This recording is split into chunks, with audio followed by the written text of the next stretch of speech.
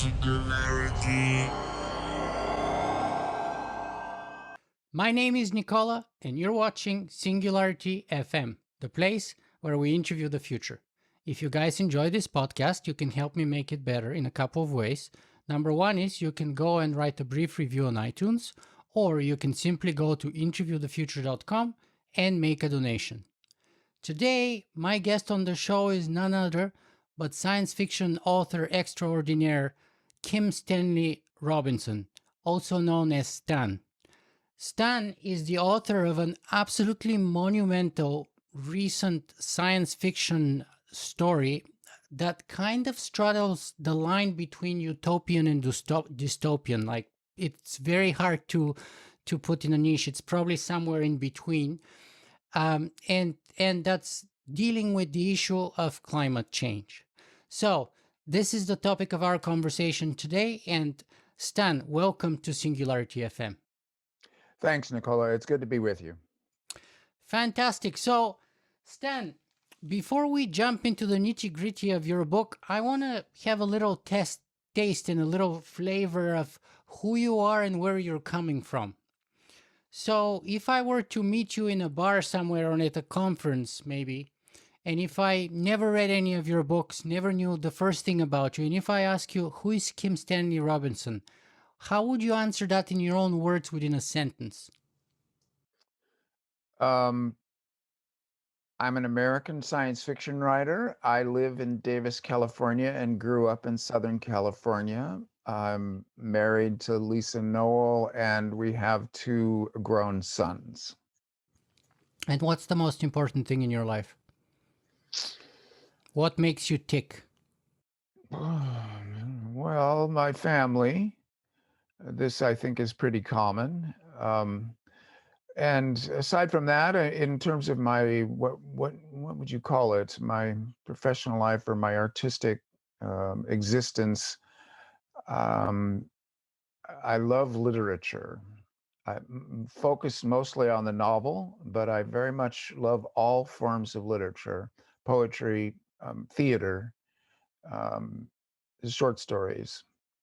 And that's been true since I was maybe 7 years old. I was in second grade. I read Huckleberry Finn, and it was the first book that really knocked me for a loop. I started to dress like Huckleberry Finn. I pretended that Orange County, I have photos of myself with a straw hat and a pole. And Orange County, when I was a child, was all agriculture. It was orange groves. So I could wander out in the orange groves and pretend to be Huckleberry Finn, and that's been true ever since. I believe now it's a kind of a religion as we usually think of religions, but it's more flexible, more individualized, more variable than most religions. But in the sense of pulling people together and living other lives, I really think that if you pay attention to literature, if you read literature, then you have lived 10,000 lives, and you have had time travel and telepathy have been real for you by way of these things that you've read. And you So have been that's it. immortal. Yes. Well, that at least for your span, you've been immortal. You can time travel.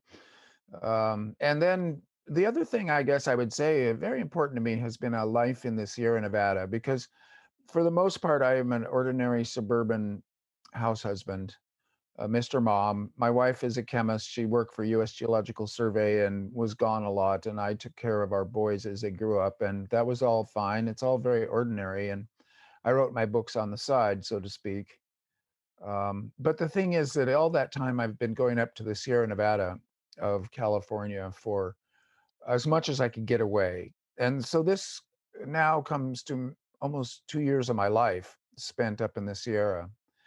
And more and more, I'm realizing that this too might not be of interest to other people, to tell you the truth. But for me personally, it's been the time and space where I've been um, plugged into kind of Paleolithic pleasures of being a nomad, walking over the landscape with only what I had on my back, sleeping on the ground, being out at night, being out in bad weather with no house to get into, exposed to the elements in a very primeval way. And that has been crucial for my writing, but also just for my sense of myself and how my life is organized. Wow. What's the most idyllic, and sort of exemplary, or perfect destination in the Sierra Nevadas, and format perhaps that you can have? Is it like a 2 day backpacking trip? Is it a week over trip? Is it like 2 weeks? How's that look like for Um, you? Very commonly, it's been 1 week because that means that the amount of food on your back and in your backpack is not overwhelming. And it's a good question that you ask, because for me, Yosemite is not the great place in the Sierra Nevada, but merely the popular place, the place that you can drive into, and a tourist destination that draws 95% of the people who go to the Sierras. Well, for me, about 100 miles south of there is Sequoia National Park and Kings Canyon National Park. And those two are contiguous and they're administered as one. And they are stupendously beautiful, hard to get to. You can't drive into them at all. You have to walk. Indeed, you need that whole week. You need that. You have to hike as hard as you can every day for a week to get into the middle of Kings Canyon or the middle of Sequoia, where what you have is a roadless wilderness with no permanent human mark except for some trails. And there are actually vast stretches of that area that don't even have trails, but they are walkable because they're above tree line and they're not impenetrable brush, except in certain canyons. So that's where I like to go. That's the backside of the Sierra Nevada, or the inside, I call it. If you talk about being outside the Sierra or inside the Sierra. So these are obscure names like Dumbbell Basin or Lakes Basin or Kaweah Basin. It really is a full-on expedition to get to these places in the first place. And when you're there, you will be the only persons there. There will be more deer than people, within 10 miles of you by a long shot. So it's kind of extraordinary because this is in California. It's really just, well, it's 100 miles from 10 million people, and it's in a state that has almost, well, 35 million people to 40 million people. And yet you will be the only person in that high mountain basin. And I love that part of it. Wow. And do you prefer like a solitary trip, or do you prefer like a small group, like 2 or 3 people? Do you prefer like a bigger group, like half a dozen to a dozen? I've done all of those, but mostly small groups. There's been a group of friends. I've had them since Cub Scouts, since high school.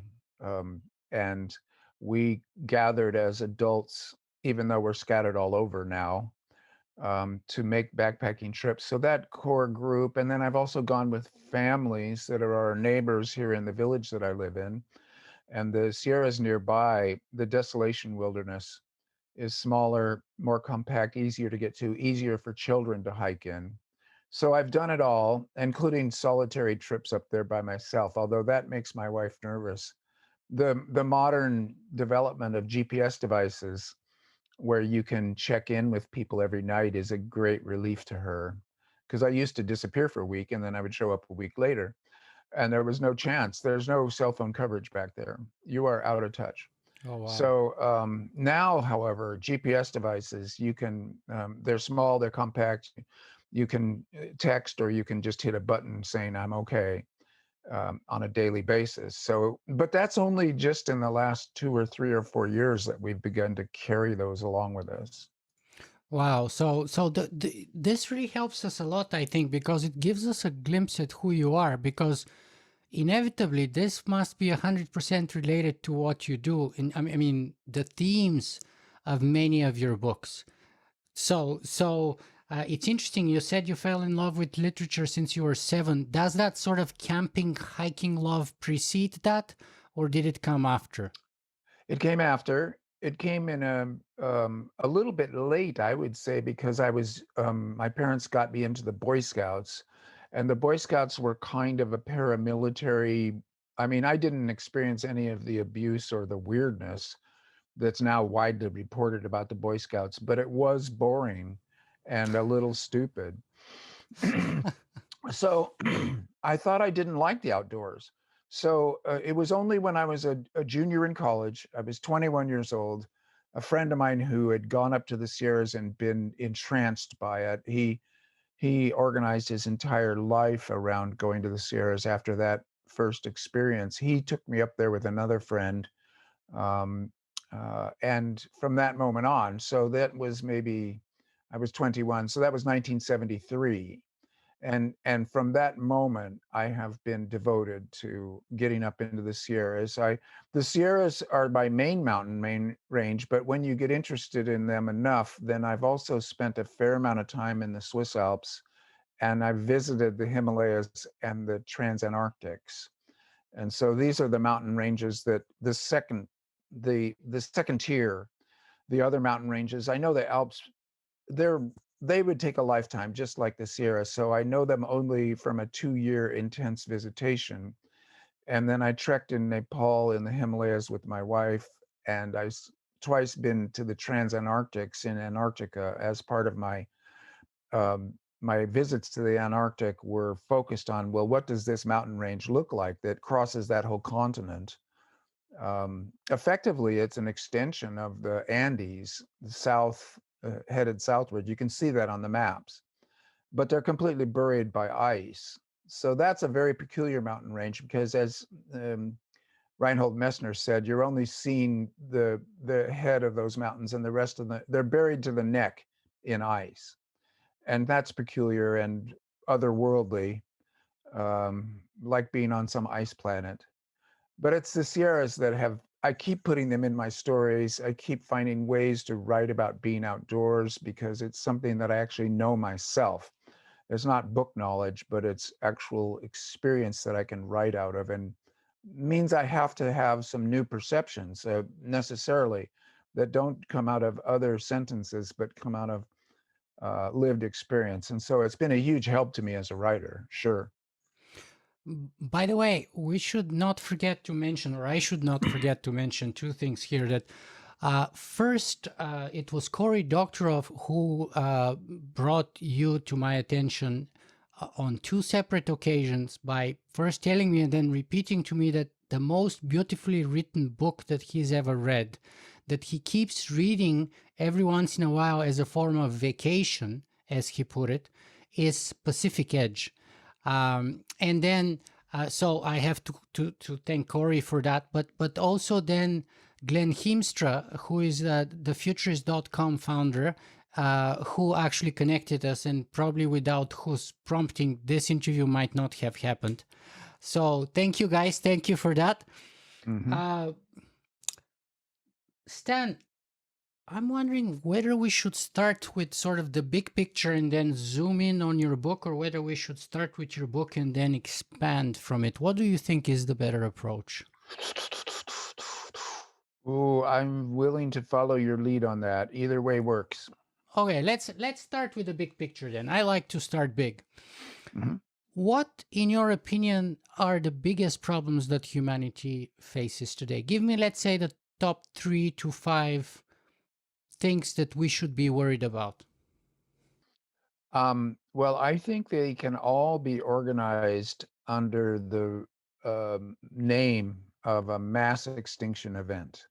So we have the five great mass extinction events in the Earth's history. Most famous is the Permian, the end of the Permian, and then the KT boundary that ended the dinosaurs.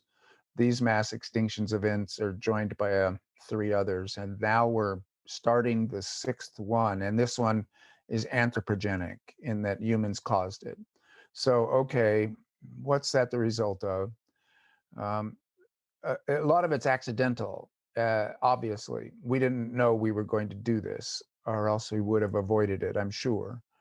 Um, um, Burning carbon into the atmosphere, not understanding that or paying attention to that.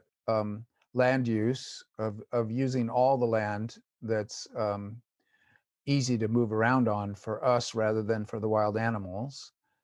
And then the possibility of ocean death, that the acidification of the ocean, which is part of our carbon burn, might kill off the bottom of the food chain.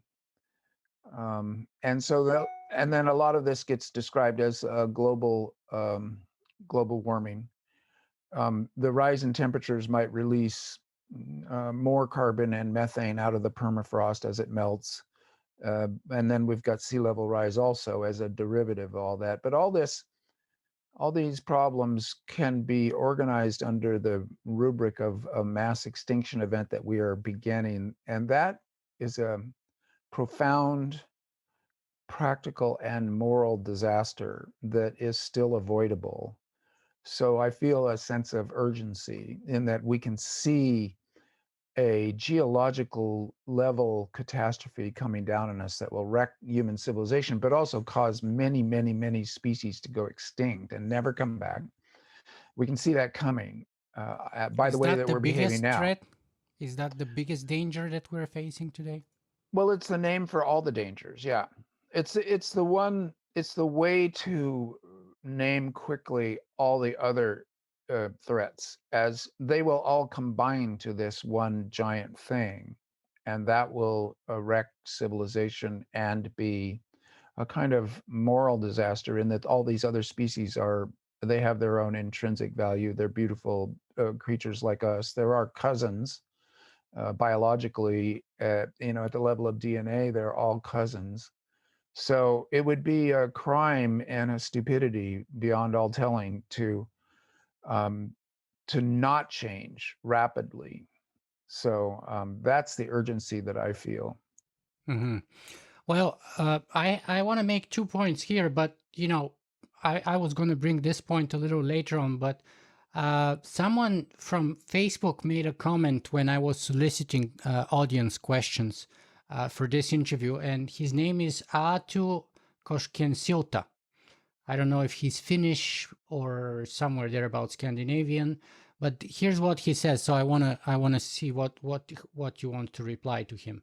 He says this quote: Robinson is one of the few sci-fi authors who really get climate change, finance, and so on.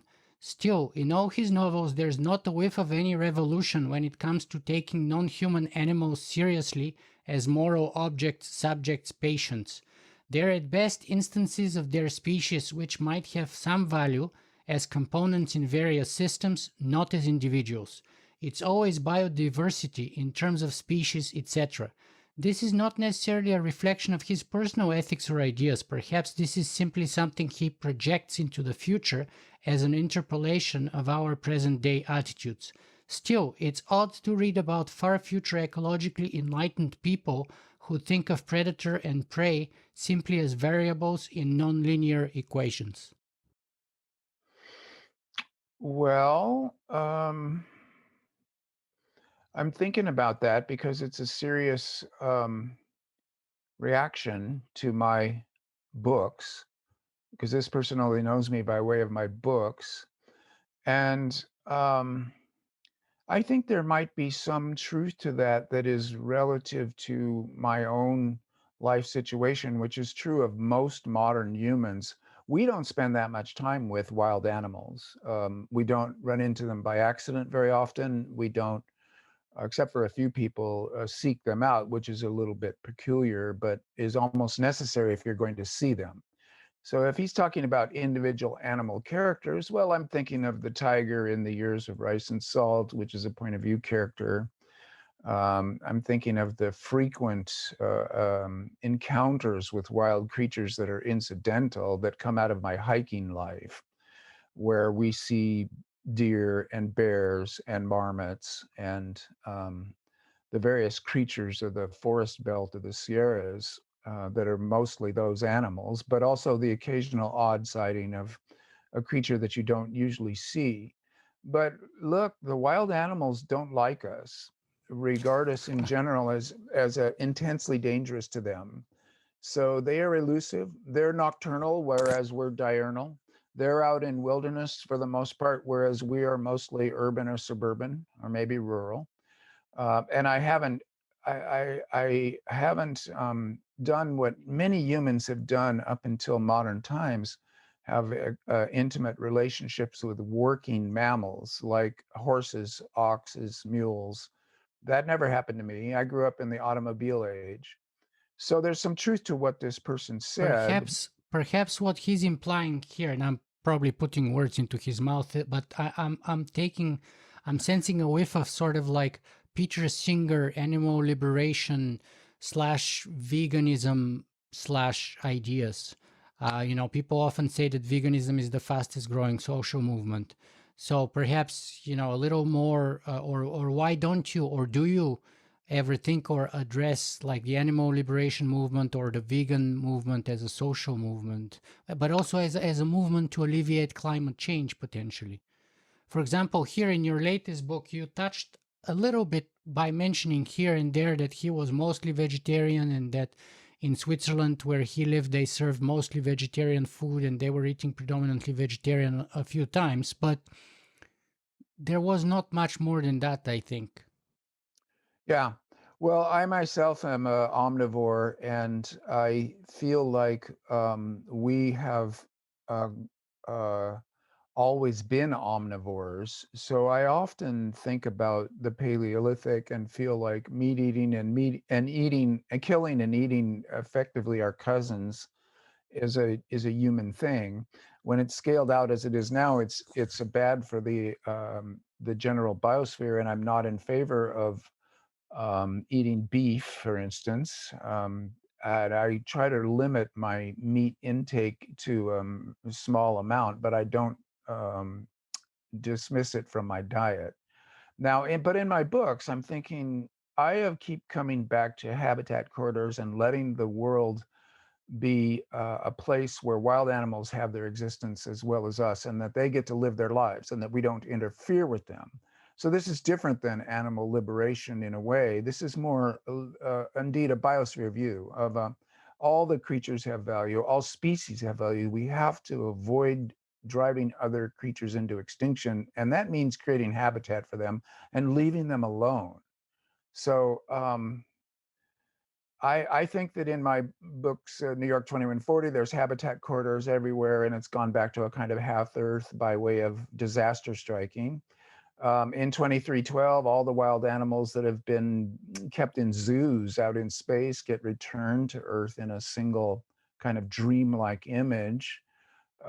They're intensely important to Antarctica, to the Mars trilogy. In other words, which writer has more animals in their novels than I do? And I'm telling you, zero. So this person, in a way, I've had this critique before, but what people do is they find their source of interest. They find that I've touched on it. It's in my work, but not to the point that it becomes as a focal as their interest is in that topic. And then I get instead of having, and then I get complaints rather than interested comments.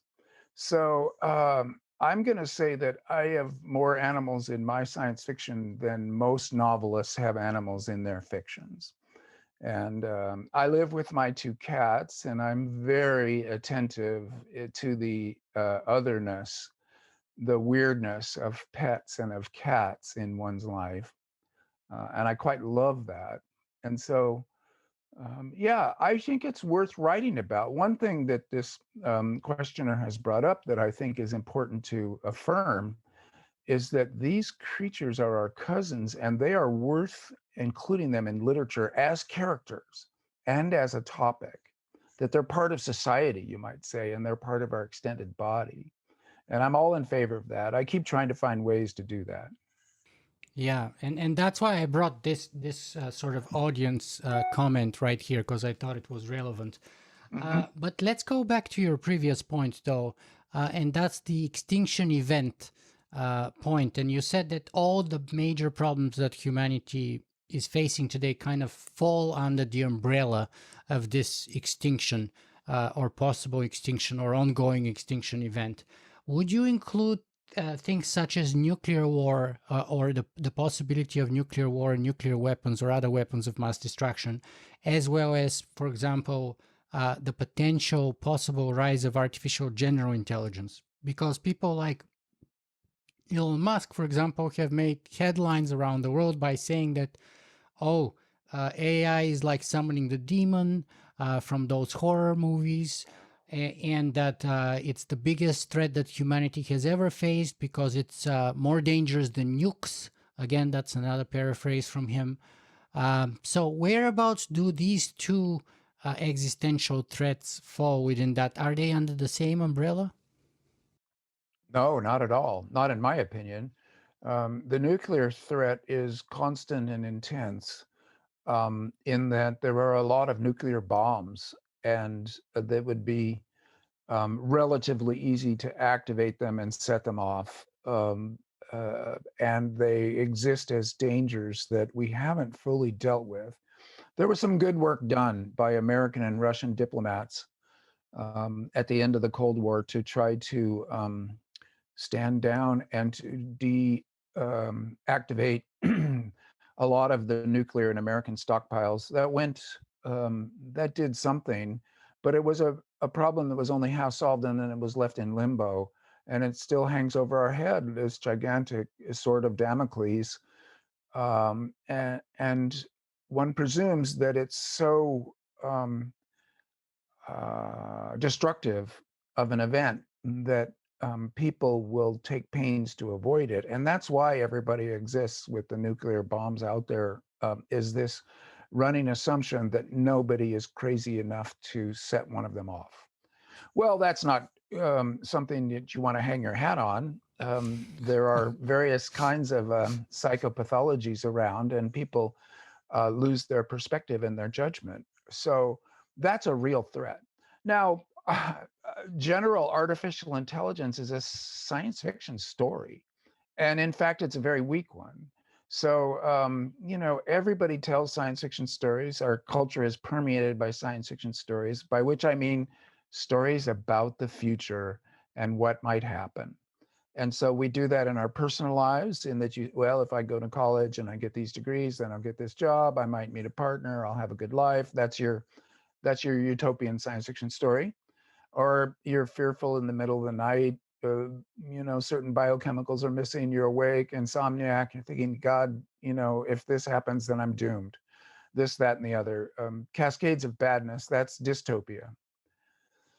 So it's easy for a science fiction writer to see science fiction stories because it's a habit of mind. And Cory Doctorow is very good on this, as he is on so many things.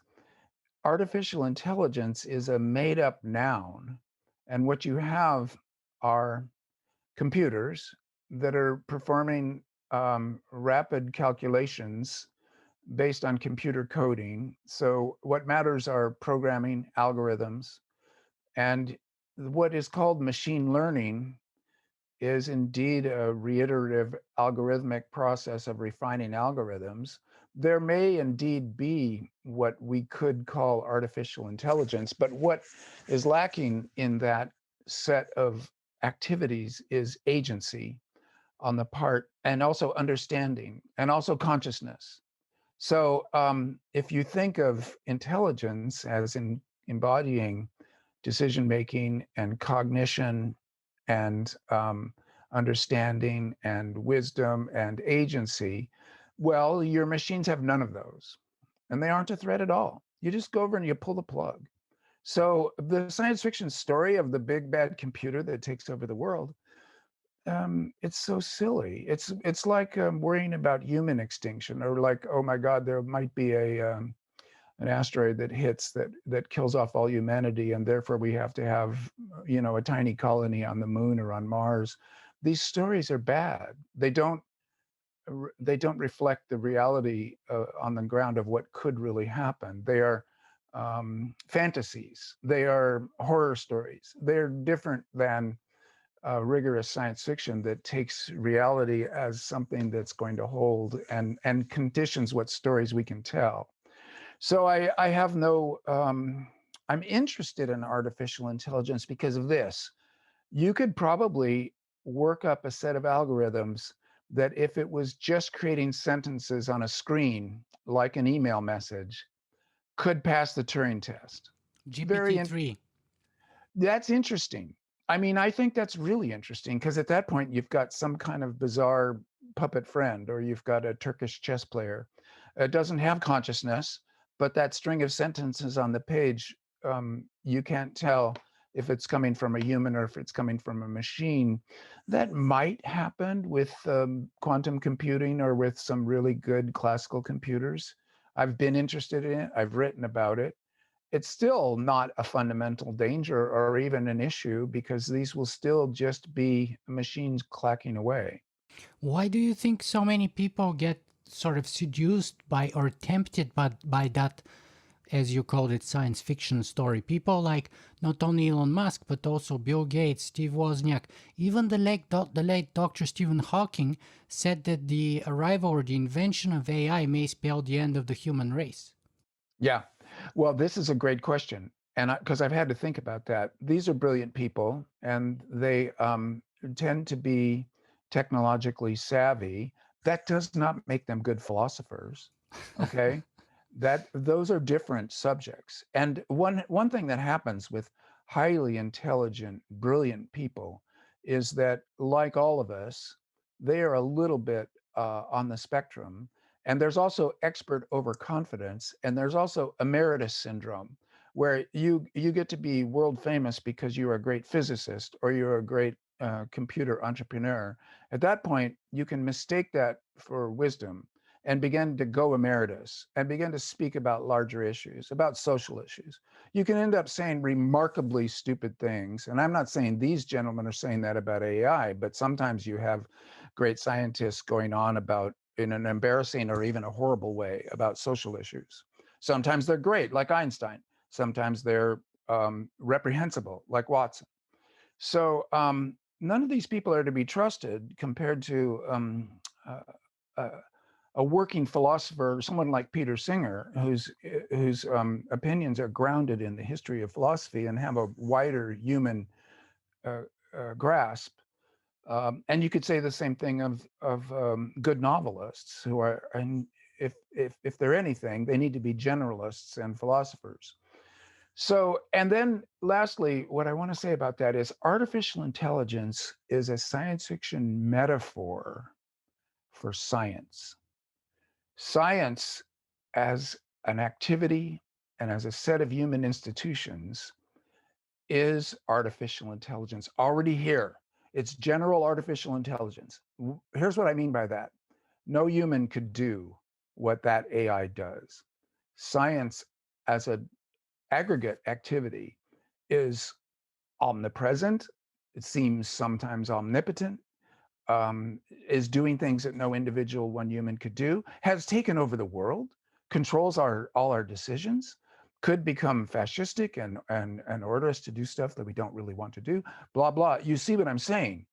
If you substitute science for the general artificial intelligence, then you begin to understand that what these people are saying or the general culture is saying is if artificial intelligence takes over, well, let's put in science. If science takes over, then it's all rationality. It's all like if they accidentally think that everybody'd be better off if they didn't have a religion, then they'll kill all our religions.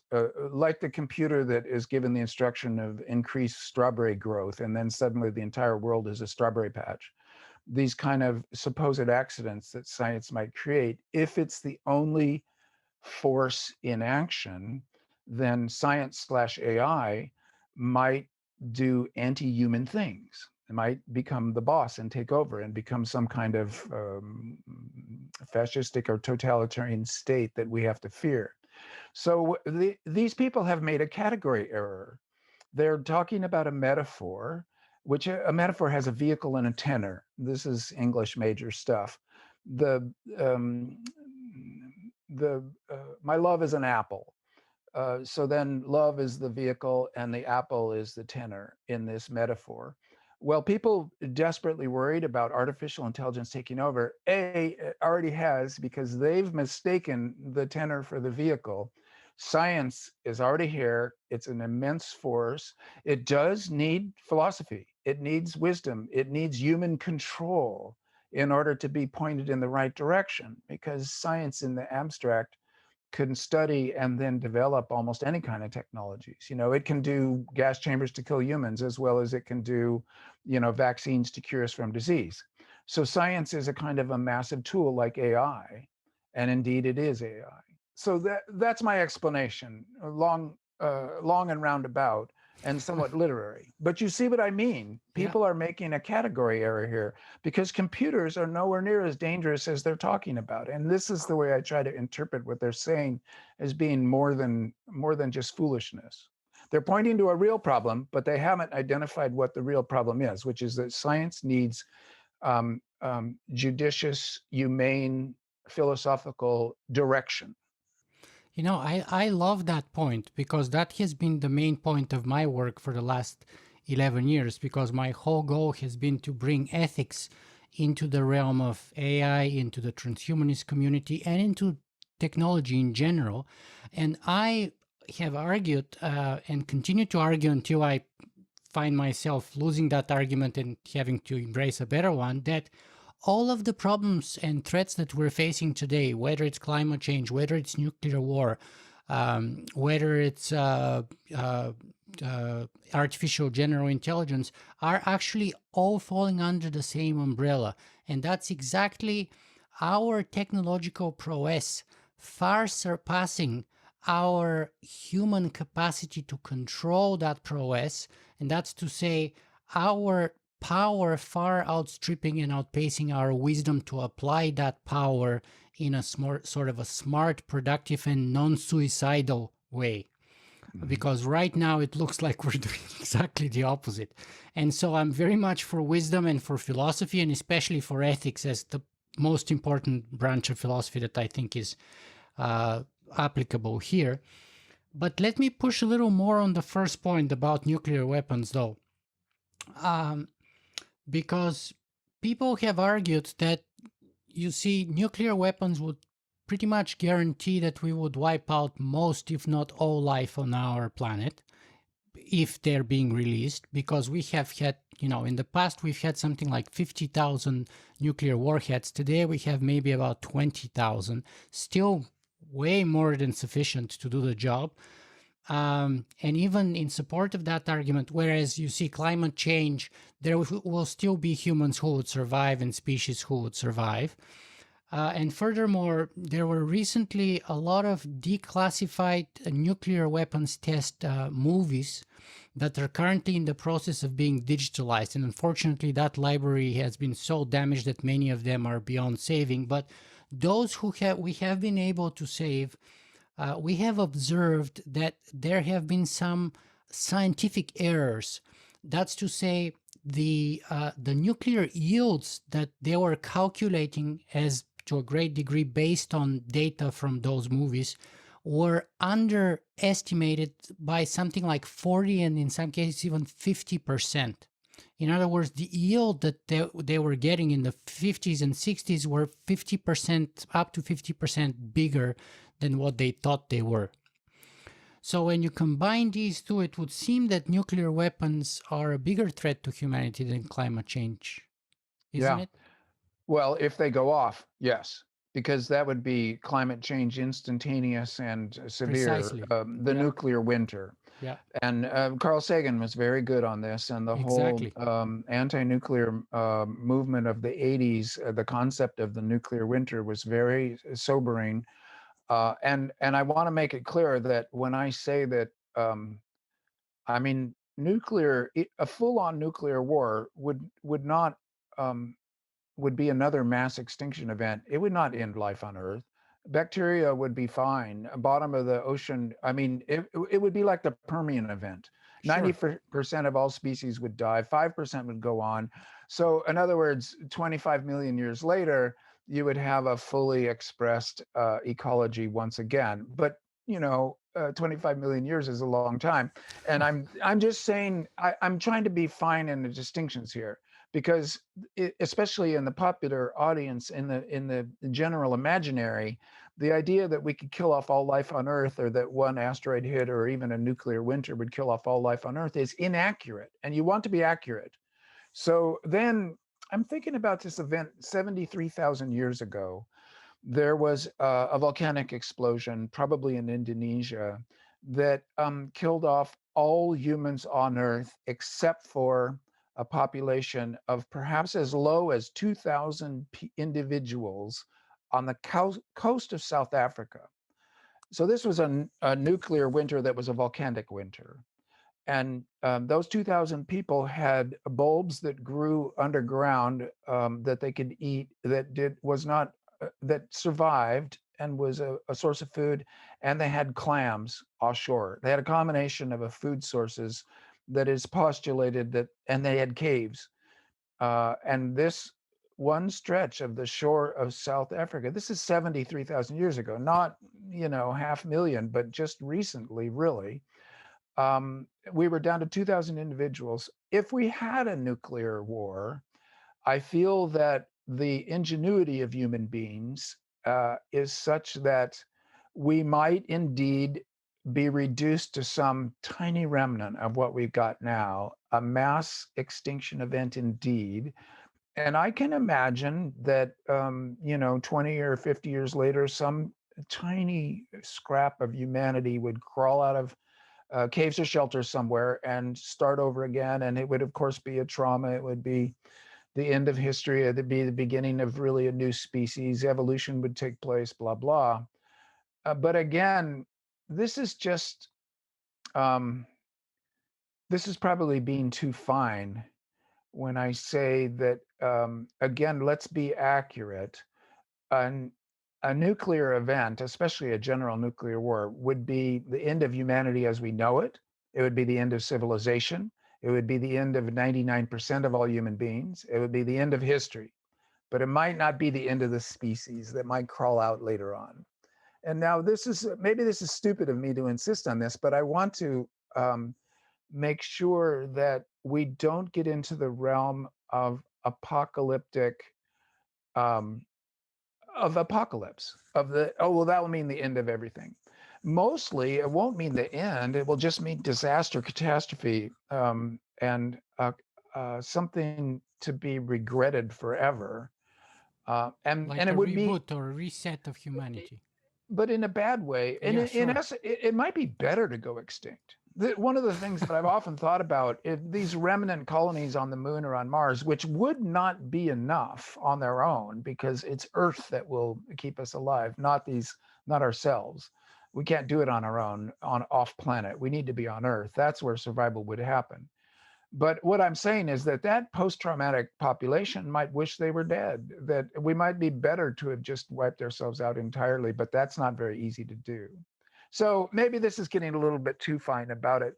To get back to your main point, though, that we need guidance for technology that comes out of the humanities, that comes out of history and out of politics, out of power.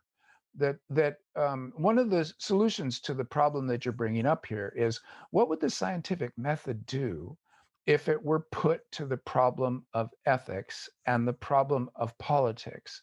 And that's what I like. What I find interesting is that I think the scientific method is a stupendous tool, powerful, flexible, and self improving, just like machine intelligence is supposed to be. Because again, AI is actually a metaphor for science. Well, what if you apply it to our current problem? What does the scientific community suggest that we ought to do? Let's do that. And then they're saying, cut carbon by the year 2030 entirely, get to carbon neutrality. Let's invent carbon negative technologies.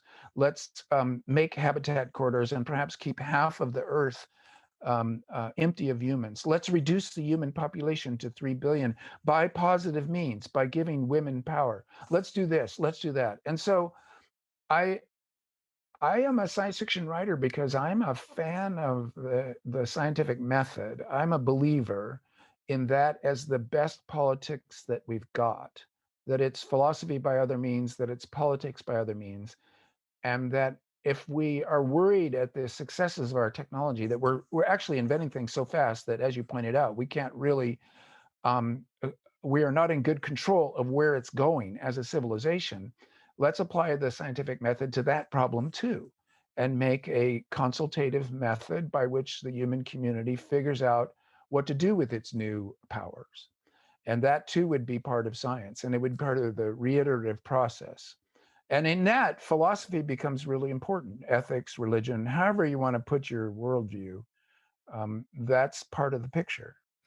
Why do you think it's not working though? Because uh, as you said, the science is there. It's pretty clear and unequivocal.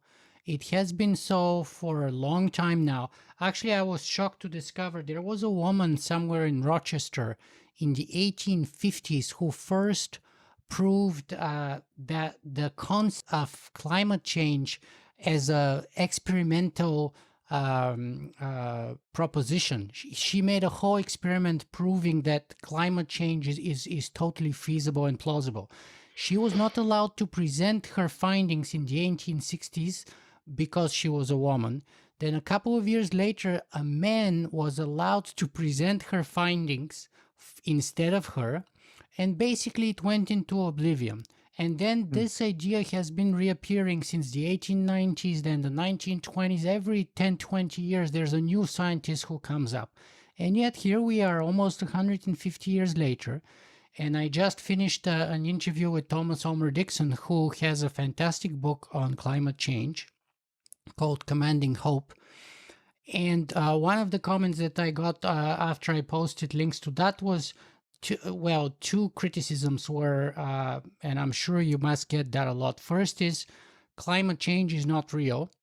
And second is, if it is real, it's not human caused. It's been, the climate has always been cooling and warming since the beginning of the earth. There's nothing we can do about it. There's nothing we have ever done about it. So how do you address and combat or change that narrative which seems to be so successful against the hardcore science? And you can call those science fictional narratives or fictional narratives, I don't know, religious, ideological, but they still win in the reality of those people. Well, um, you can never convince everyone because a lot of people get a big psychological kick out of being contrarian and being a skeptic and being right where all the experts are wrong. So, actually, being a climate change skeptic now is a crank belief. It's residual. Some people will hold to it, but not many. Compared to when I began writing about this 25 years ago, it's been effectively quashed, and this is the process of science in action. Has it? Those Because it seems to me there's tens of millions just in America who don't believe in climate change. Well, but they do when the hurricane hits them in the face. It's a political. It has been politicized in the United States to the point where if you are a Republican, well, you don't even believe that the last election was legitimate. So you live in a kind of fantasy space. We all live in fantasy spaces to one degree or another, but some of the fantasies are particularly implausible, and climate change is one of them. The glaciers are going away. The thing is, there when people in the it was Louis Agassiz, so it's the 1830s. He says, look, in the past the climate was completely different, and ice covered most of the northern hemisphere. This was news, okay, and it took data. Everybody had to crawl around the surface of the northern hemisphere looking at glaciers, looking at signs of the ice age, agreeing with Agassiz, finding out that sea level was 300 feet lower than it is now, et cetera, et cetera. A case had to be made by geologists, and it took a long time to gather the evidence back then.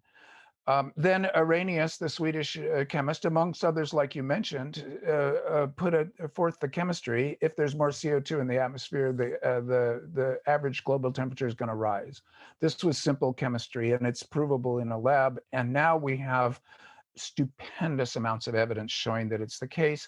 We know that we were at 280 parts per million before the Industrial Revolution. We know that we're about at 405 now. We know that it fluctuates summer to winter because of the scientific instrumentation that's been put out worldwide to gather the data and process the data and put forth the theories that might explain the data and then test those theories by looking for more confirming data. In other words, the scientific method has proved climate change to the nth degree, and anybody who contests that now is simply being a crank. And tectonic plate movement, do these people believe that the continents have moved over geological time? Most of them would say, well, of course, yeah, that's tectonic plates, we know where they are. Well, even that was contested in the 1970s. There was a small crowd going, well, that's impossible. Nobody says that anymore. The same will be true of climate change. Not only is the climate changing so rapidly that it's noticeable in an individual lifetime, but as the evidence accrues and as the old skeptics die, new skeptics don't come to replace them.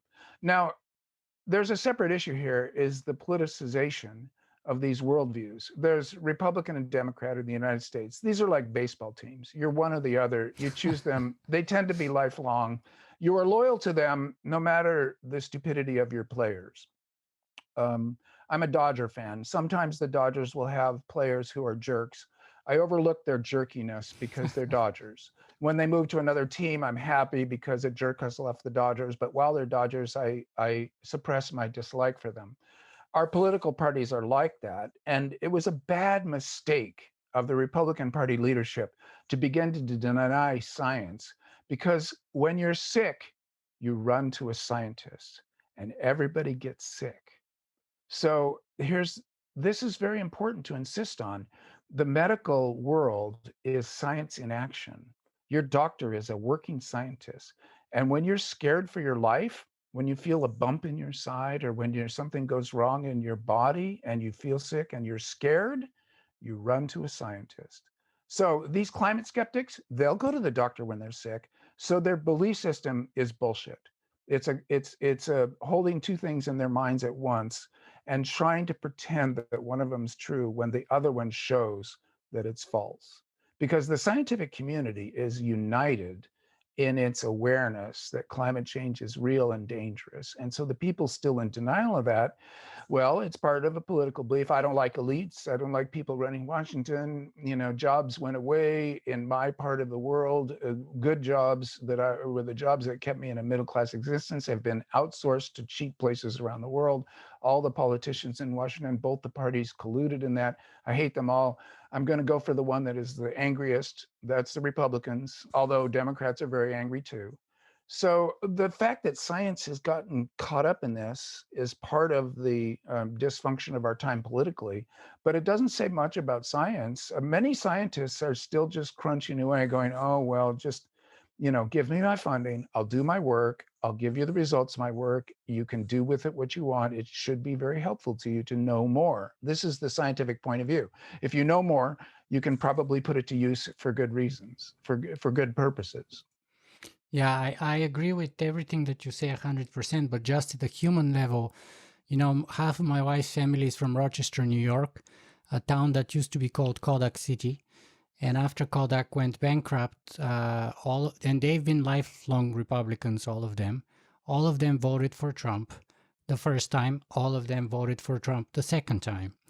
And after being 18 years in that conversation with them, I've noticed that no matter how much science I shout and evidence by what seems to me like cargo ships loads I bring, it makes no difference whatsoever.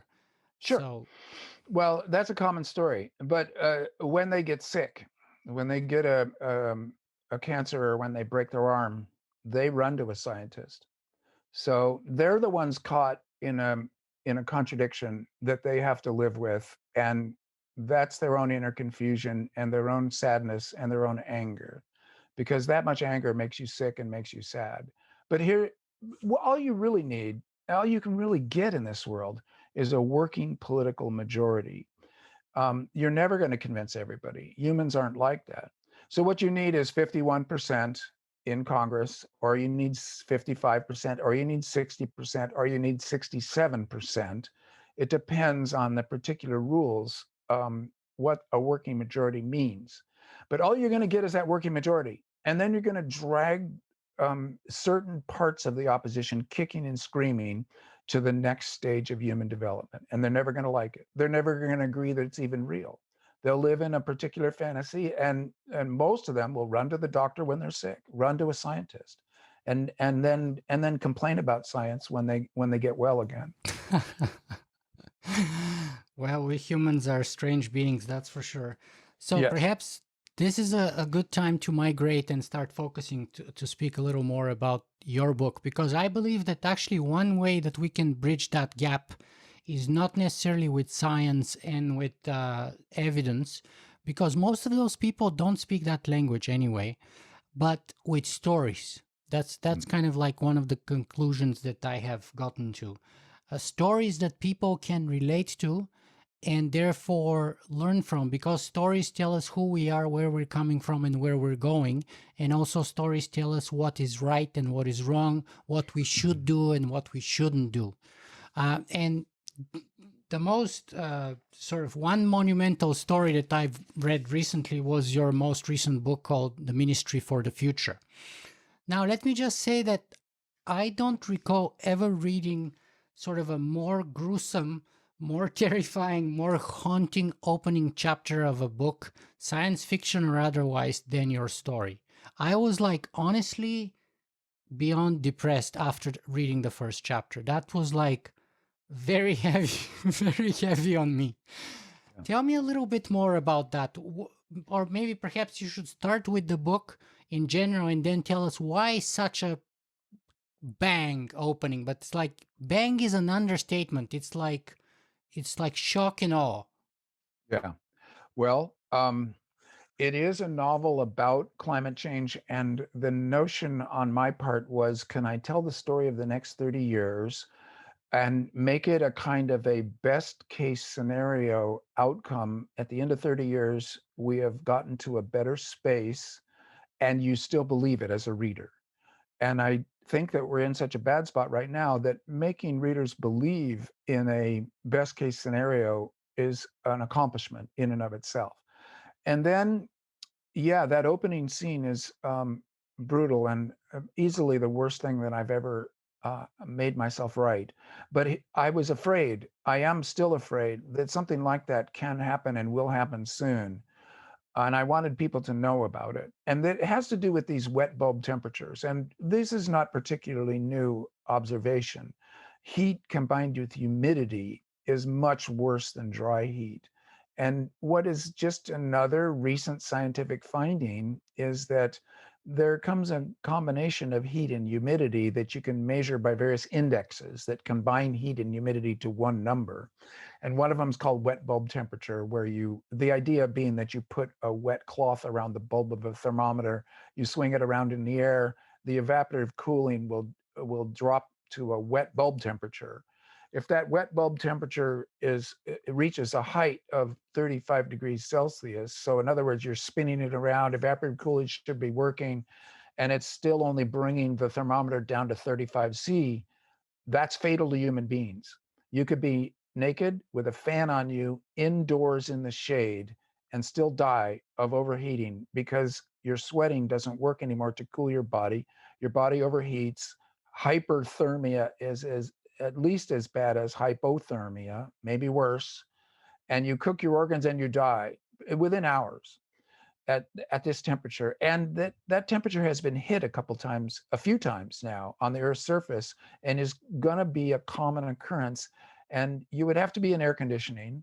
If the air conditioning were to fail, if the power were to go out, and power grids around the world are not as strong as they might be, and when they're under pressure is exactly when they go out. When demand is high, that's when you can blow out a system of power. Then millions of people are in danger of dying within a couple of days. And this is a worldwide condition. About 2/3 of the Earth's surface could, in theory, hit a wet bulb 35 temperature. And this includes places like Chicago. One of the highest wet bulb temperatures ever recorded was in Chicago. Last summer, Siberia got a stupendously high wet bulb temperature. So it's not just the tropics, but the tropics include 2 billion humans, at least, and are in particular danger of high humid heat. So, you must have in your career as a podcaster have interviewed eco-modernists, people in favor of adaptation, are saying, look, it's too expensive to deal with climate change. We'll just adapt. It'll be a warmer world. Who cares? But they were not paying attention to ecology and to biology and to the wet bulb temperature problem. Is that It's not the Bjorn Lomborg kind of rational optimist argument? Sort of like, well, just that's what we do. Things are going to change. We are going to change. We're still going to be fine. The history of humanity is the history of change. And look where we are. We are fine. We're better off. Yeah, sure. And there's a lot of truth in that, which is what makes it so dangerous. We actually have evolved in a period of ice ages and inter-ice ages that never got particularly warm. There have been jungle planet moments in Earth's history, but not while humans were around.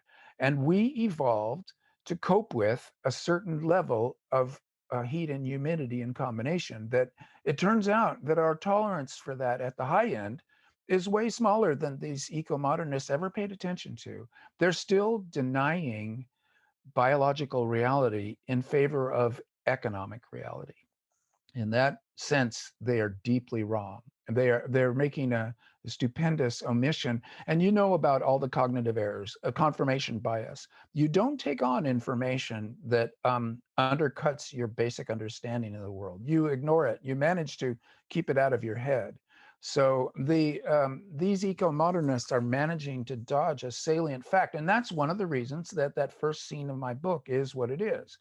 It's to point out to people that we can't adapt. We'll just die in vast numbers. And that will disrupt the whole civilization, even the parts that haven't been affected.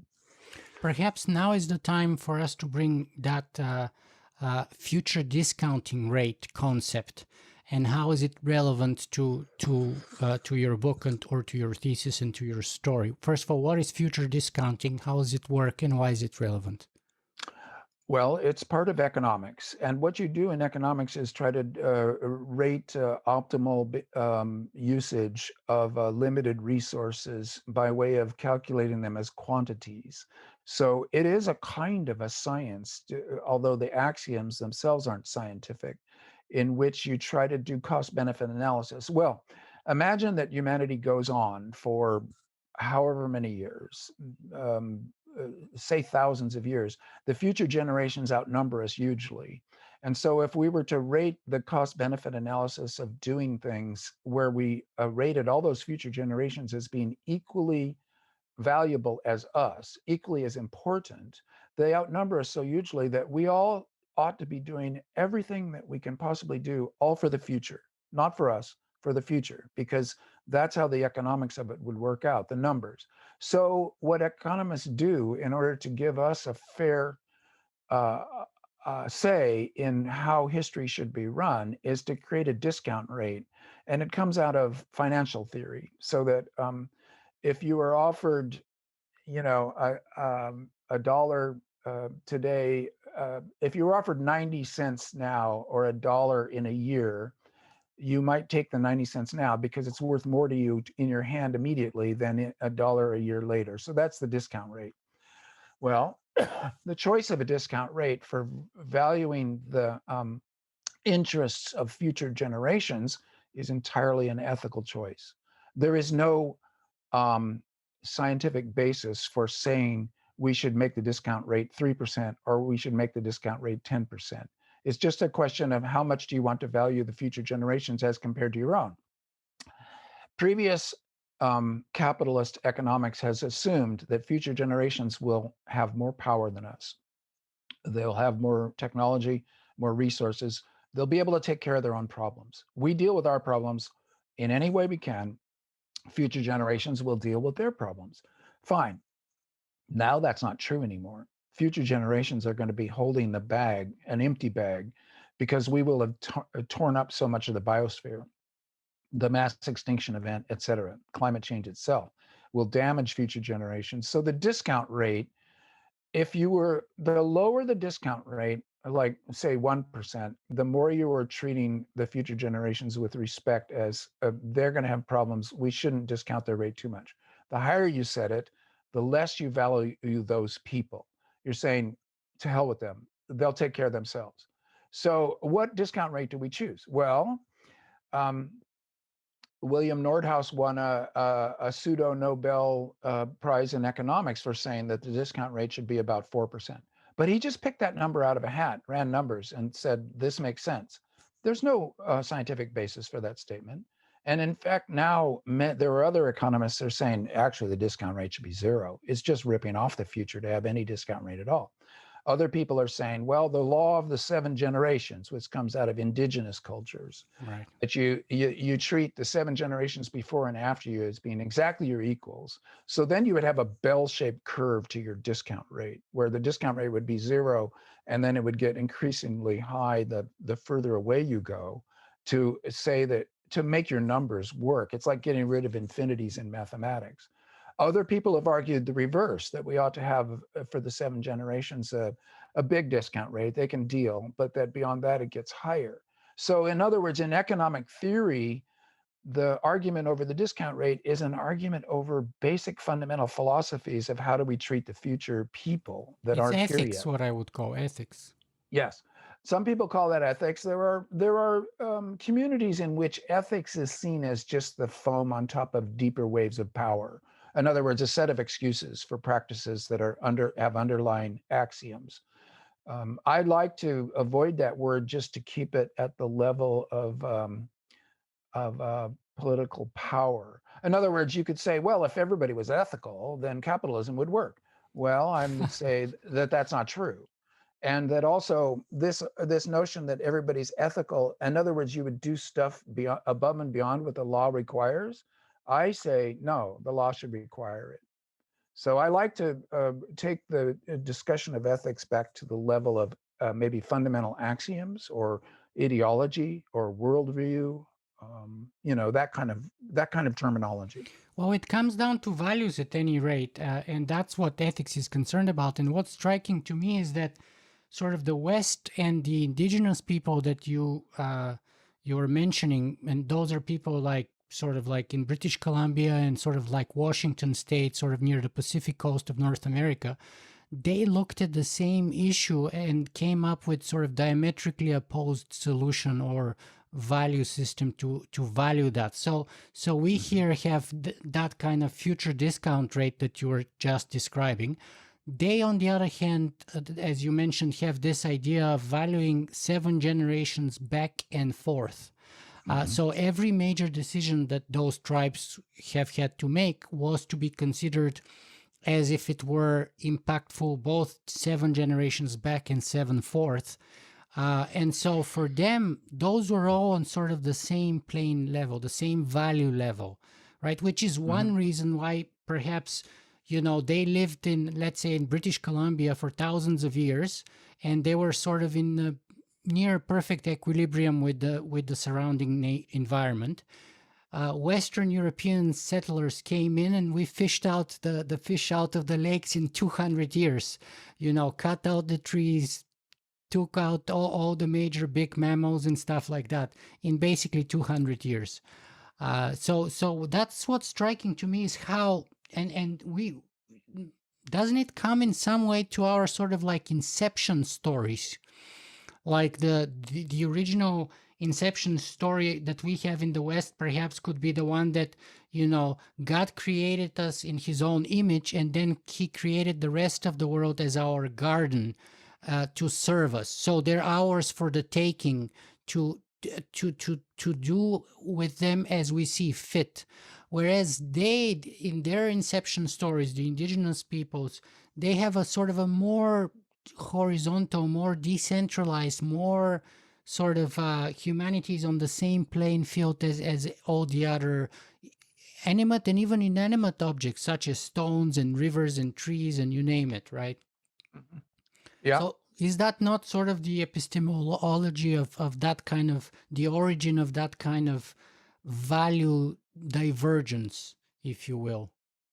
Yes, I would agree with all of that. And now some of this I think comes from simply the numbers involved. So it isn't entirely just a matter of your episteme or your ideology or your ethics.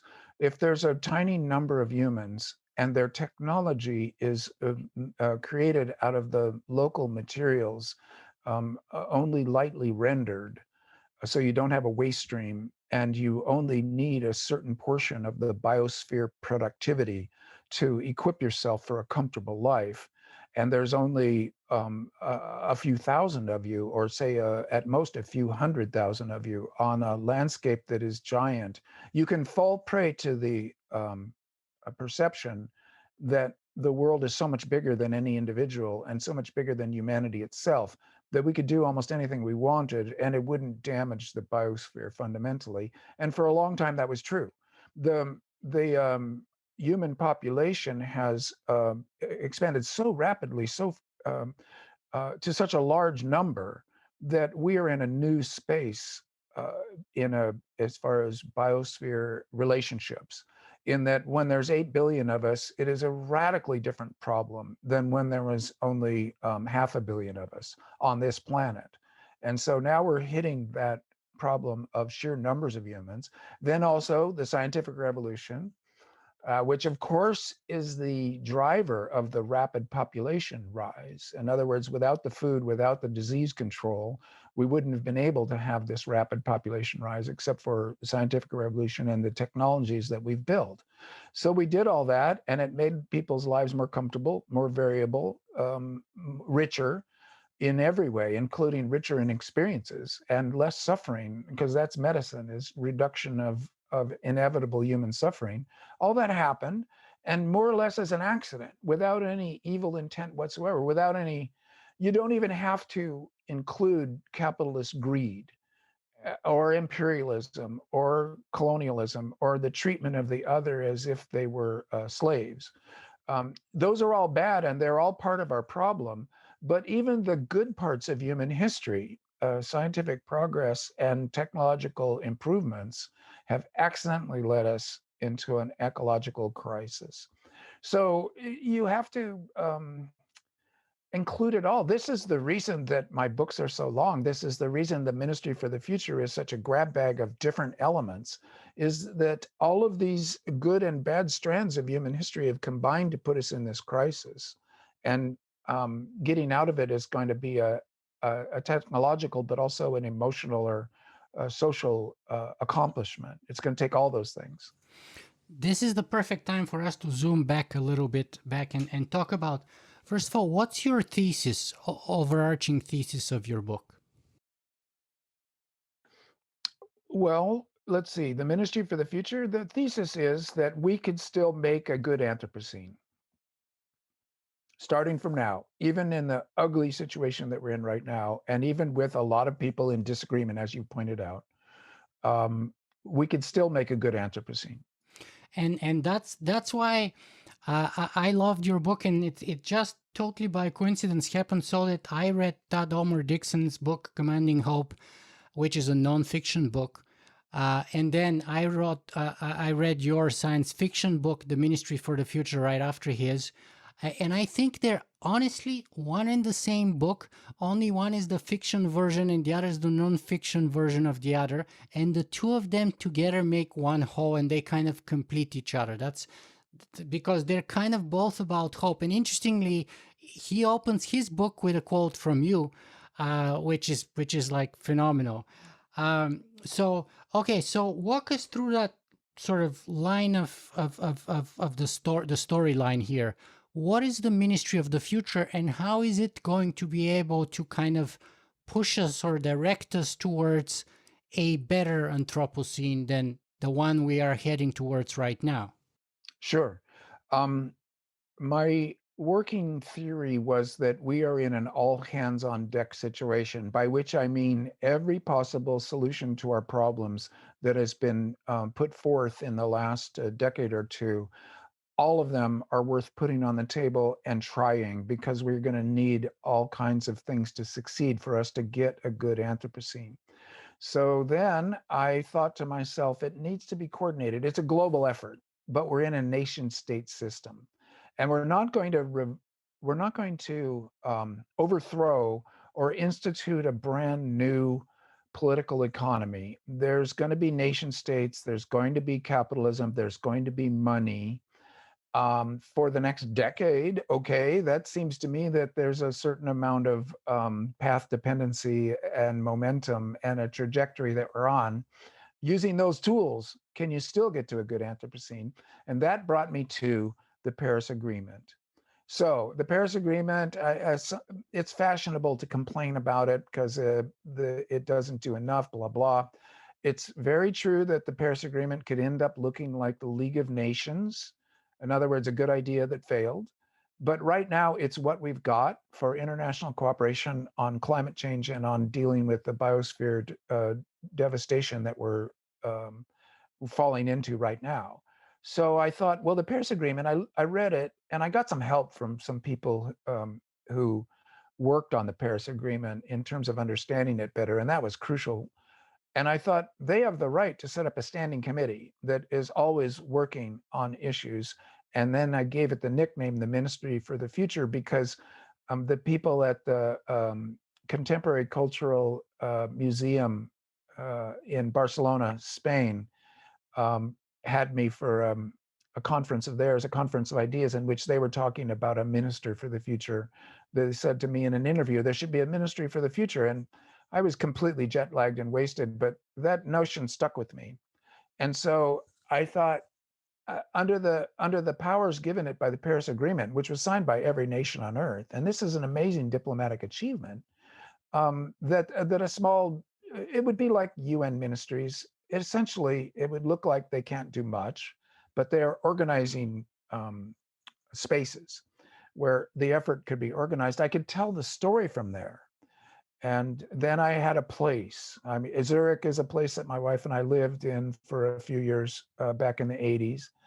I love Zurich, and a lot of UN agencies are in Geneva, but some of them are in Zurich. So I had a place, I had an organization, I had an organizing principle to tell this story. How do you tell a global story of 3 decades? Well, the novel is not immediately well equipped for that, but the novel can do almost anything. So that was how I came to the form of the book that you read. And the other interesting coincidence is that just the interview before Todd Homer Dixon, I interviewed a lady called Maria Farrell.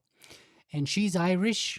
She's called Maria, and she has many of the character traits that you describe for your main protagonist in your book. So I just couldn't help it myself, but like think of her as your protagonist, like the physical embodiment, like the living physical representation of the protagonist in your book, like in my mind, because it's like uncanny. It was like she's like perfect for that.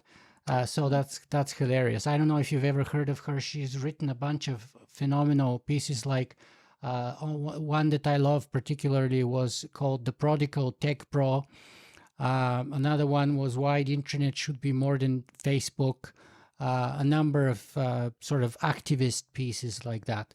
Oh, yeah. What another very smart one was like what feminism can teach us about our cell phones, and things like that. So, for example, the main point in that article was like how if you are in a relationship where you love the other part, but you didn't trust them, like we do with our cell phones, that's by definition abusive relationship. Oh, yeah. Yeah. Yeah. Yeah. And Yeah. then she goes to a number of other feminist implications derived out of this kind of a structural framework. Very illuminating, I found, that we do have with our relationship with our cell phones, because all of us or most of us love them, but we don't really trust them. So Yeah. Well, I'm glad to hear about this woman, and I'll look up her work. And I must say that when I invented my Mary Murphy, that I originally called her Mary Robinson because there is an Irish diplomat. She was president of Ireland and has done a lot of work with the UN, named Mary Robinson. Well, and it was kind of a joke on my own name, and obviously I needed to change it at some point.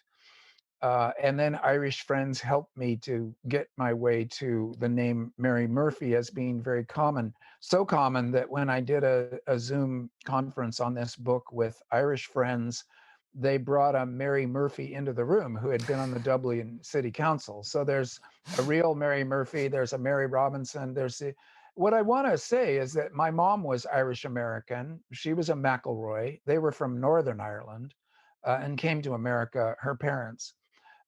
And she had those Irish qualities. And I've been interested in Ireland ever since, partly because of the greatness of their literature, partly because of my mom. And so some of my mom is in this Mary Murphy also. Her steadfast qualities are a tribute to her. but also there must be so many of these people, and so often they've been women. Often they've been confined to the home or to the social reproduction. But when they do get into the political realm, then they're often running things and with great flair and efficiency. The And most successful heads of state currently dealing with the pandemic are all females. yes, yes, and this might be for good reasons, good biological and social reasons. It's evident that the more women are involved with political decision making right at the top, the better off we're going to be. I believe this as a feminist. So Mary Murphy was a combination of all these things, and I laughed hard when they said to me in this Zoom, they sprung her as a surprise. Stan, we want to introduce you to Mary Murphy, and that was her real name. And she had read the book. She was laughing at the coincidences that she found between the character and herself. So I think it's the right choice for the protagonist of a novel. I mean, what individual are you going to pick? Because really, no individual can do it. All right. This is not going to be an individual accomplishment where some great leader saves our ass. That is impossible. It's going to be a mass movement. So when you're a novelist and you focused on characters, which you have to be in, which is very crucial to the novel, is having characters that you believe in. Well, who are you going to choose? A middle-aged bureaucrat, technocrat that is dealing with a whole lot of people trying to organize efforts. That was where I had to go. And it had to be a woman, I think, because and it particularly sort of closed that loop for me towards the end of the book, where at the very end of the book, uh, Mary Murphy is already retired, and she's talking to her right hand man, who is now the head of the Ministry for the Future, and they're talking about trust and how he was kind of shocked that she was able to sort of, in a way, give him a blank check and let him do his thing at an arm's length without getting into his face and getting too involved, giving him complete freedom and therefore her full trust. Whereas him now being in her position, he was finding himself struggling to be able to do the same. Yeah. And I was thinking, you see, that's women can do that a lot easier than us guys. We are like much worse, much worse on doing things like that. Yes, well, it's dangerous to typify, but I know what you mean. And I think that there are social reasons and biological reasons why that is a tendency. That, of course, you see exceptions all over the place, but I think that tendency is real, yes. And so, therefore, one of the things that will help the future is to end capitalism and to end patriarchy, that we should have a feminist and post-capitalist future. Things will go better. Now, the other thing we have to bring here, though, however, is that the fact that that person was in charge of her sort of black chapter or black wing. Mm. And so this is kind of like an important and I'm sure very controversial point, because what we're talking about here, let's be clear, is kind of like eco-terrorism at the global level. Mm-hmm. So in other words, are you saying or are you asking us whether the kind of change that we need to make towards positive addressing of the climate change issue and meeting our global goals, whether the Paris Accord or anything that will come up after that hopefully would be much more ambitious, are you telling us that it cannot happen only within the system, only by peaceful means, or are you asking us? Because in your book, you have large-scale global eco-terrorism, and a lot of people would would say that you're kind of, I don't know, I don't even know, I don't want to put words into your mouth, but why put that and what? Because that's kind of like a very fine line here, and it's just tell us. Yeah. No, I understand what you're saying. A novel that describes effective political violence, is it therefore advocating effective political violence? And of course, I worry about this. Um, I am a suburban Mr. Mom. I'm a middle class white male American. The sharp end of the stick of climate change is going to stick other people first, and they're going to suffer. They're going to be radicalized. They're going to be angry. Things are going to happen.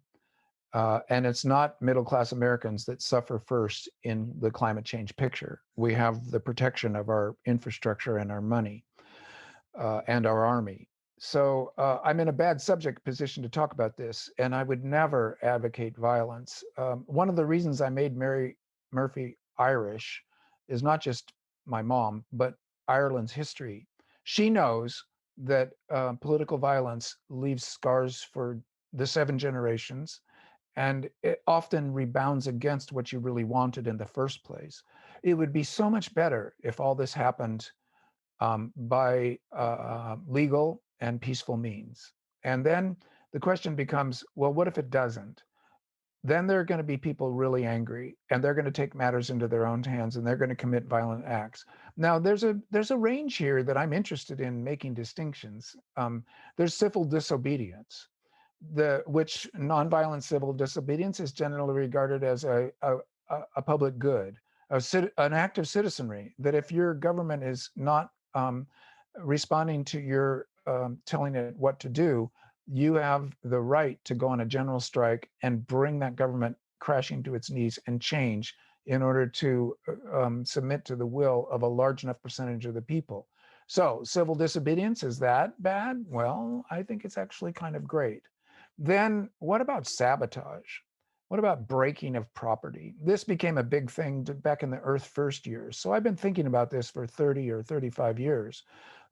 If the forests of the American West were going to be cut down and destroyed, entire biosphere regions, entire watersheds destroyed and devastated, was it okay to tear up those roads or to pour sugar into the bulldozers or to then gets weirder. What if you put iron spikes into the trees that then endanger the lives of the lumberjacks?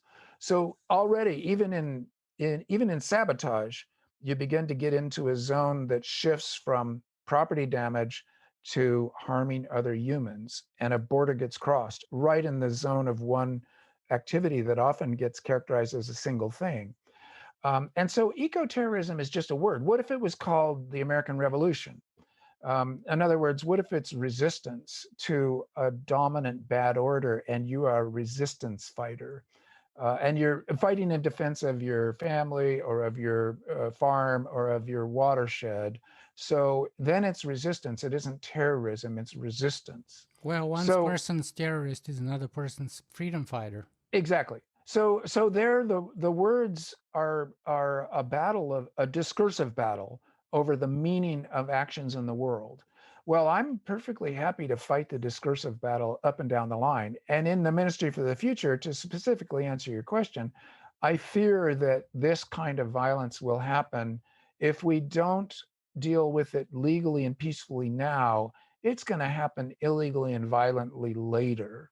So again, like the opening scene, those scenes are meant as warnings as what could happen if we didn't get a grip on the situation right now. That okay, so that's the perfect moment where we need to zoom out and compare where you stand to all your other friends in science fiction.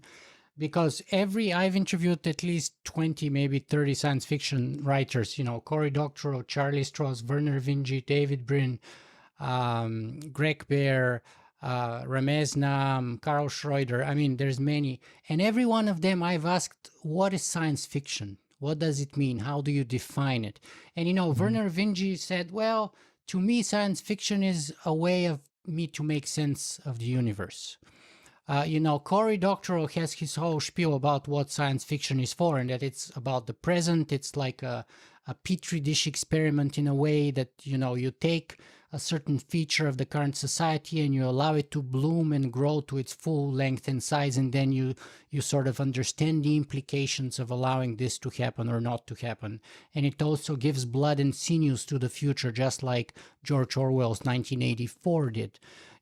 Charlie Stross said something like, science fiction puts humans in sort of improbable or impossible situations, and then you kind of see what happens with human nature in that situation or something of that to that sort. So, what for you is science fiction, and how does that kind of illuminate this kind of work precisely on what we were talking about? Because Greg Bear also said here that science fiction for him is kind of like the sugar coated pill. Because I asked him, are you asking us or are you telling us some kind of an ethical message that you smuggle in between the lines? And he said it's the sugar coated pill for him. Mhm. Well, there's a first cut definition that I think works very well. Uh, Science fiction is any story that's set in the future. So you have today, we're in the present right now, December 29, 2020. If you were to set a story at the end of 2021 and it got published next summer, that's a science fiction story. And then if you have a story set in the year 5 billion AD, that's a science fiction story. So anything set in the future. Now, um, if you unpack it a little, what I want to say is that in a science fiction story, it's set somewhere in the future, and what you can do is by reading that story, you can intuit the history that got us from here to there. So science fiction is historical literature in that it's trying to describe if we start at the present with the laws of physics that we know obtain in the present, and then we move into the future of the story, you can tell the history that happened between now and then. Sometimes it's written out in the text itself. Sometimes it's implied and it's part of the game that you play. What could possibly have happened between now and the time of the story that has people walking around on the surface of Europa? Yeah, and then you can say, well, they have to have had a space program, they have to have this and that. One of the pleasures of science fiction is reading about stories set in the future and then imagining how we got from here to there in time. So it's very much of historical literature, and my definition will explain why alternative histories are also considered to be a subgenre of science fiction. It's the same mental operation, except you start from some moment in the past and then you go off into that moment in the past's future, and it has a historical relationship to that moment of the past, but it's the future of that moment in the past. So Man in the High Castle. Well, at a moment in the past, say 1945, things changed. The Axis powers won World War II, and now you're in 1962 and you're in San Francisco, and you have to think what happened in those 17 years to get to the world that you're in. Alternative history has the same logical structure as the rest of science fiction. It's just that it goes back to a moment in the past. And then I often throw this in. At this point, we're talking about histories that we can never know because we'll never get to them. The future we won't get to unless it's very near future. The alternative history we won't get to because that particular track of history didn't happen. And so what we add to this is the time before history. So the Paleolithic story or the stories of the Stone Age, they're always in the science fiction section. Same writers do both of them, do all of them. So the reason that we do that is that's another history that we can never know. Science can tell us some things, but it can't tell us, like that event that we were talking about earlier. 73,000 years ago, there are 2,000 humans on this planet struggling to survive a volcanic nuclear winter on the coast of South Africa. If you write that story, it's a science fiction story because it's about a history that we can never know, but we can intuit. But is it merely experimental, or is it descriptive, or is it even prescriptive? That's the heart of it, I think, that I'm trying to get to anyway. Okay, um, it is experimental for sure. It's a Sure. thought. It's a thought experiment, Yeah. and then, well, it's not prescriptive if you're describing a future you don't want to go into. So, but it is prescriptive in that you are always making judgments. This is a good history. This is a bad history. If we do X, we get to a good history. If we do Y, we get to a bad history. That's inherent. That I think science fiction cannot avoid a theory of history and a judgment on history by even in the most casual, even I mean to a certain extent, I'm talking about the the science fiction that is set in the next 500 years. If you do space opera, and well, there's a great example of how this can work. Ian Banks, his culture novels. These are great science fiction novels. They're space opera, but they always seem to be illustrating a political and a moral and an ethical point. That's not always true of a lot of space operas, just like a shoot 'em up, like a video game. Mhm. And it has and there's a lot of gaming going on in science fiction where what you're doing is the equivalent of crossword puzzles or of games. Well, that's fine. Games are great, but literature can be bigger than games. It can be gamified and seriously philosophical at the same time, and that's what I think Greg Bear was talking about, the sugar coating. It can be tremendous fun to think about philosophical problems or ethical dilemmas. That can be fun. That can be as entertaining as any silly thing. So Ian Banks shows how space opera can work as a game and a philosophical inquiry at the same time. But a lot of space opera is just game. Yeah, but I think the ones that stay the merit of time, or at least the one that I'm drawn to, tends to be a lot more prescriptive. And I think it's probably nearly impossible to not be prescriptive at some level. I mean, when you look at it, Brave New World or 1984, the things that have stayed, for 50 years and 100 years, they often have kind of like some kind of a message, I think. And Oh your yeah, yeah. your latest work, notwithstanding, I mean, perfect example of that. It's a monumental book, 22 hours audio version. I don't know how many pages is that in paper. It's like 560. Really, wow! Because it was an amazing adaptation with a number of voice actors. Was produced beautifully. So I cannot say enough good words about it. It was like such a pleasure to listen to it, but it was monumental. 22 hours of work, Yeah. um, and there's that very clear message. So it's definitely prescriptive, in my opinion. It's not merely experimental. Well, sure, but let's say that prescription, proscriptive. If you say you should do something, that's prescriptive. If you say you should not do something, that's also prescriptive. So I would agree with you that a lot of science fiction is saying either you should do this or you shouldn't do this other thing. So Frankenstein 1980, too. Yeah, is a yeah, good. yeah. And 1984, this is classic. There's a great distinction to be made. And somebody said something so interesting about Ministry for the Future. I want to relate it. So you've got utopian novels. That's like Moore's Utopia. You've got dystopia. That's 1984, where your government is out to harm you, is out to oppress you. And then you've got the anti utopia, which is not the same as a dystopia. The anti utopia is saying that even if you try to make things great for everybody, you will inevitably fail. The idea of utopia is bad. That's the anti utopia. That's Brave New World. So then somebody said Ministry for the Future is anti dystopian. And I like that very much because what that's saying is that it's resisting the idea that things are necessarily going to be bad, that where we are right now is a dangerous spot, extremely dangerous for human civilization right now, year 2020. By year 2050, and I think actually my novel, I wanted to obscure the dates, but somewhere in the 2050s. By there, if you get to a good space, it's resisting dystopia. It's saying, look, we can still, even in a bad spot that we're in right now, we could still make a good Anthropocene. So let's work on that. So it's not so much a utopian novel because they have not solved their problems, including the nuclear problem at the end of my novel, but they have resisted dystopia. So this was I forget who made this observation, but I was very grateful to have it.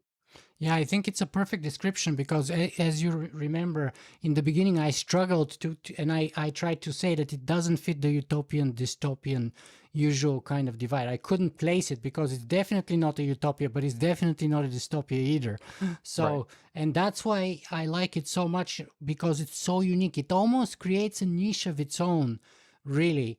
It kind of reassesses that previously assumed divide between utopias and dystopia and reasserts itself in a new niche within the old paradigm, or breaks through it in a way Yeah. that's very unique and original. And I love it for that. But speaking of women, we mentioned Mary Murphy, but let me ask you this, because I had this conversation with Glenn Himstra about whether the vision that Barbara Marx was pushing for in the 1980s, and she was going for sort of a position as a VP in the American elections, and for vice president, that's to say, in the primaries for the Democratic Party. And she had this idea of the peace room, which is the opposite of the war room. Um, and of course, she was this kind of very well known futurist in the 70s and the 1980s. So, Hmm. are you familiar with her sort of ideas, and has that influenced you in any way? No, I don't know this person, but the ideas seem to me to be speaking to a strand You know how of, the president yeah, has a war room? Well, yeah, yeah, she had the idea that the vice president has to have a peace room. And yeah. just like the president deals with the war situation, the vice president should have the peace room where they deal with the same issues that you have being dealt with under the Ministry of the Future, a Ministry for the Future jurisdiction. Well, I mean, these are two different things, because in a ministry for the future, and like Wales now has a ministry of the future, and it's becoming a more common idea in legal and political circles, to defend the rights of the people who aren't yet among us, and also for those citizens that can't speak, like the animals. So a ministry for them. Now, to me, talking about a peace room is and a war room is a kind of it's an artifact of its own time, and it's a kind of a verbal turn of wordage. That the problem is that the cabinet itself, if you were running for a U.S. president, your cabinet is always supposed to be a peace room, and a secretary of peace would be like a secretary for climate change, impinging on every other secretary's work in a way that would create turf battles. And we don't even say war room anymore, because what we say is defense. That this isn't about waging war. We don't have a war department. We have a defense department. In that sense, the words do matter, but a defense department could mean that the entirety of the U.S. military should be put to work decarbonizing, changing the electrical grid. That should be the defense of the nation now involves combating climate change. And I write about this a little bit in Ministry for the Future, that in a world where war itself has become so absurd and horrible,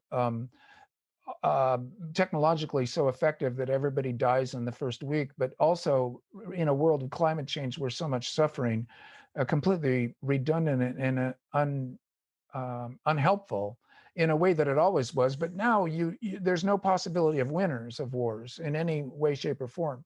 So defense then becomes protection of humans in the biosphere against the destruction of the biosphere. So all the discursive battle really matters, and the words really matter. But I don't think peace room, war room, I think that's an artifact of the 70s. Yeah, that's of course in the context of the Cold War, Soviet Yeah, Union versus yeah, United States, East versus West, the Iron yeah, Curtain, and all that. that's right. And I think she was going for the Democratic primaries of 1982, so that's like the peak of the Cold War, really. Um, Let me ask you this: there's a lot of science and there's a lot of stats in your book.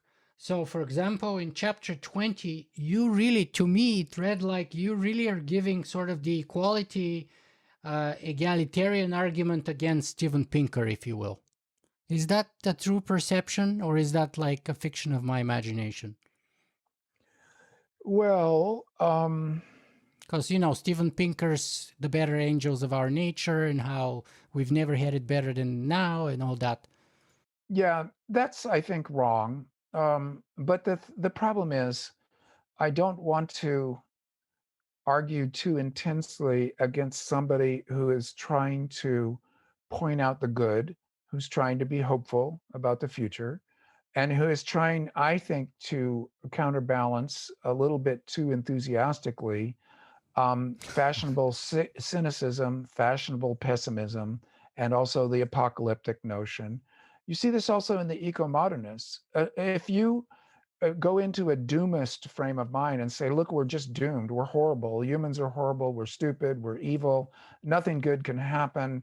Then it's very possible to swing too far the other way and say, well, look, history has been nothing but improvements. We're in the greatest shape we've ever been, blah, blah. And you have to ignore the slow violence. You have to ignore imperialism, patriarchy, capitalist exploitation. You have to say, no, it's all good. It's all good. Well, that's not right. It's not all good. There is 2 billion people on this planet who are suffering, and 2 billion used to be the same number as the total human population of, say, 1960. So it's a lot of people. So Pinker's not right, but he's not wrong. And this is where it's very important to bring in the novelist's point of view and get out of the polemics of the either or of right, wrong, and also overemphasis. Pinker's wrong because he's overemphasized the good. Well, I'm a utopian science fiction writer. I'm always accused of overemphasizing the good. So for me to complain about Pinker is what we call the narcissism of small differences. We're on the same side, but he doesn't have it quite right. So I critique him more heavily than I would critique, Donald Trump. That happens all too often. So he's onto something, but he's a monomaniac on his one point because he's not a novelist, because he's not trying to keep a balance. And so in that sense, I would disagree with him that there's a more nuanced way to get there. And but we need everybody on board. And even if what he says is true, it's not true enough yet. So there's much work left to be done. And also, this beautiful system that he's describing is crashing into a mass extinction event. So how good can it be if, in fact, it's on the brink of causing complete disaster? Yeah, Not that good. I think that's the gist of it. If we're being pushed to the brink of the sixth extinction, it cannot be that great. I mean, Right. Yeah. it cannot be better than it's ever been. If all the species are collapsing around, the soil is eroding, ocean is acidifying, the coral reefs are dying, species are going extinct, and we're killing something like 75 billion animals per year and 1.2 trillion aquatic organisms. It cannot be that things have never been better than this. Well, but maybe it can. I'm thinking like a novelist. Maybe what Pinker's trying to emphasize is that life was much more dangerous for the ordinary citizen getting mugged on the streets. Sure. Public health, infant mortality was always worse. Some of these problems that you've been pointing out, which are very real, are the results of our own successes in the areas that Pinker's trying to emphasize in public health and public safety. So Marx said this, that capitalism is both the best thing and the worst thing ever to have happened to humanity. And this is a very hard thought to hold in your head. How could it be the best and the worst, both at once? Well, this moment is in some ways the best in human history, and in some ways one of the worst, at least not yet. And that's what makes it interesting, is that, well, it was much worse during the Black Death. It was much worse if you were a Native American once the European arrived and your whole society died of diseases that you didn't know anything about. And if they managed to escape the diseases, you got killed. Well, it's way better than then, but we are still trembling on the brink of an ecological disaster, a biosphere disaster, that is the result of our own same practices that created all the successes. So this double action of good and bad in the same society, in the same people. And in fact, when you talk about people who complain about climate and then go to their doctors, right within the same consciousness, you have the good and the bad in a mix that can't easily be destranded. It's one of the things that the novel is good at. Admittedly, Ministry for the Future is long, and I want to say publicly that this is, I hope, my last long novel ever. I want to write short novels and take on smaller projects, because the novel's good at being short also, but it's good at being long. It's good at trying to encapsulate the totality of human social existence. That's what the novel is best at. Yeah, I have to agree with you. And by the way, on your previous point, that kind of the best worst, it was the best of time, the worst of time, very Dickensian, but also very kind of classic Marxist dialectics, Yeah. thesis, antithesis, antithesis, and then synthesis. So Yep. that's like That's right. classic Marxist.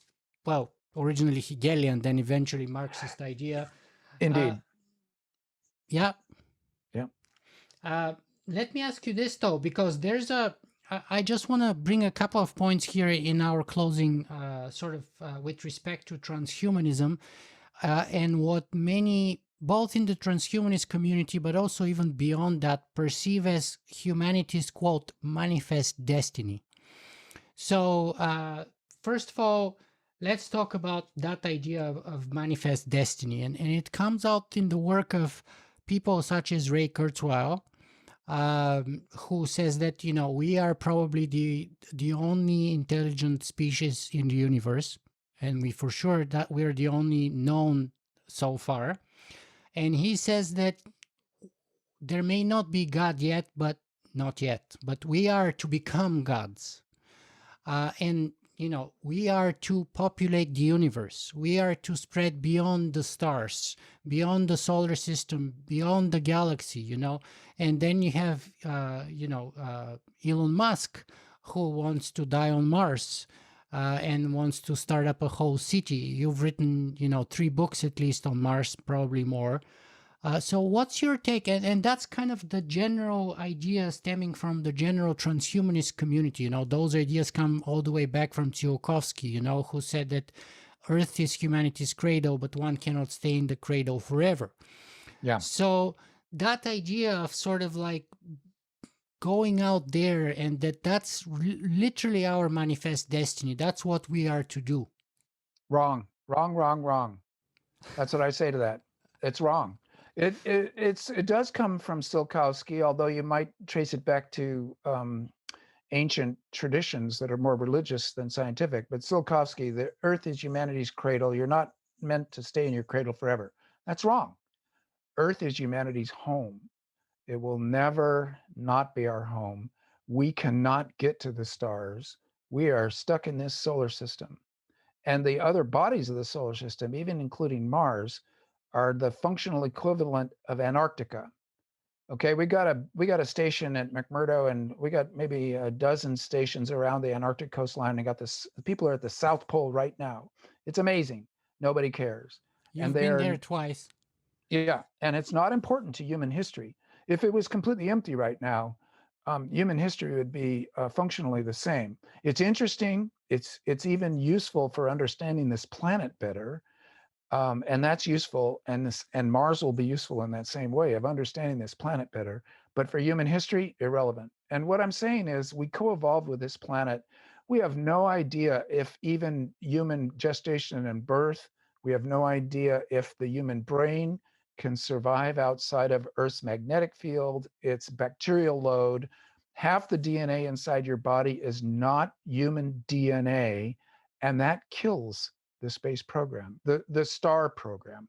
The transference to the stars only works if you take the entire Earth with you. And so I wrote about this in Aurora. What I think we need to do is to recognize that when Tsiolkovsky said that, he had no idea how far the stars away were. He had no idea. He had no idea how much of his body was alien DNA inside him crawling around in a vast collaboration that is evolving faster than we are, and therefore we get sick.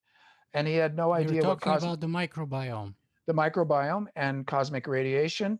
When he made that statement, it was a science fiction story, for one thing. I recognize it as such. It's talking about the future and about what humanity should do. So again, it's prescriptive. It's wrong. It happens that right after him, Hubble came out and said, well, you know what? The stars are way farther away than you thought. And the other galaxies, they are really way farther away than you thought. So even someone like Kurzweil doesn't usually talk about how we're going to inhabit the entire universe. Crossing from one galaxy to another doubles down on an impossibility. It's impossible squared or cubed, or to an exponentially higher power of many magnitudes harder. So, but even the nearest star, and I chose Tau Ceti because it has some planets around it and it's somewhat like our star, 12 light years away, we can't even do that. We can't do that. So what it does is it reorients us philosophically. You talk about ethics.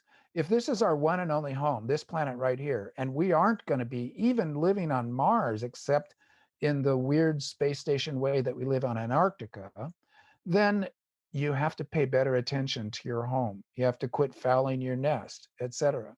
And then I would say the same thing to transhumanism.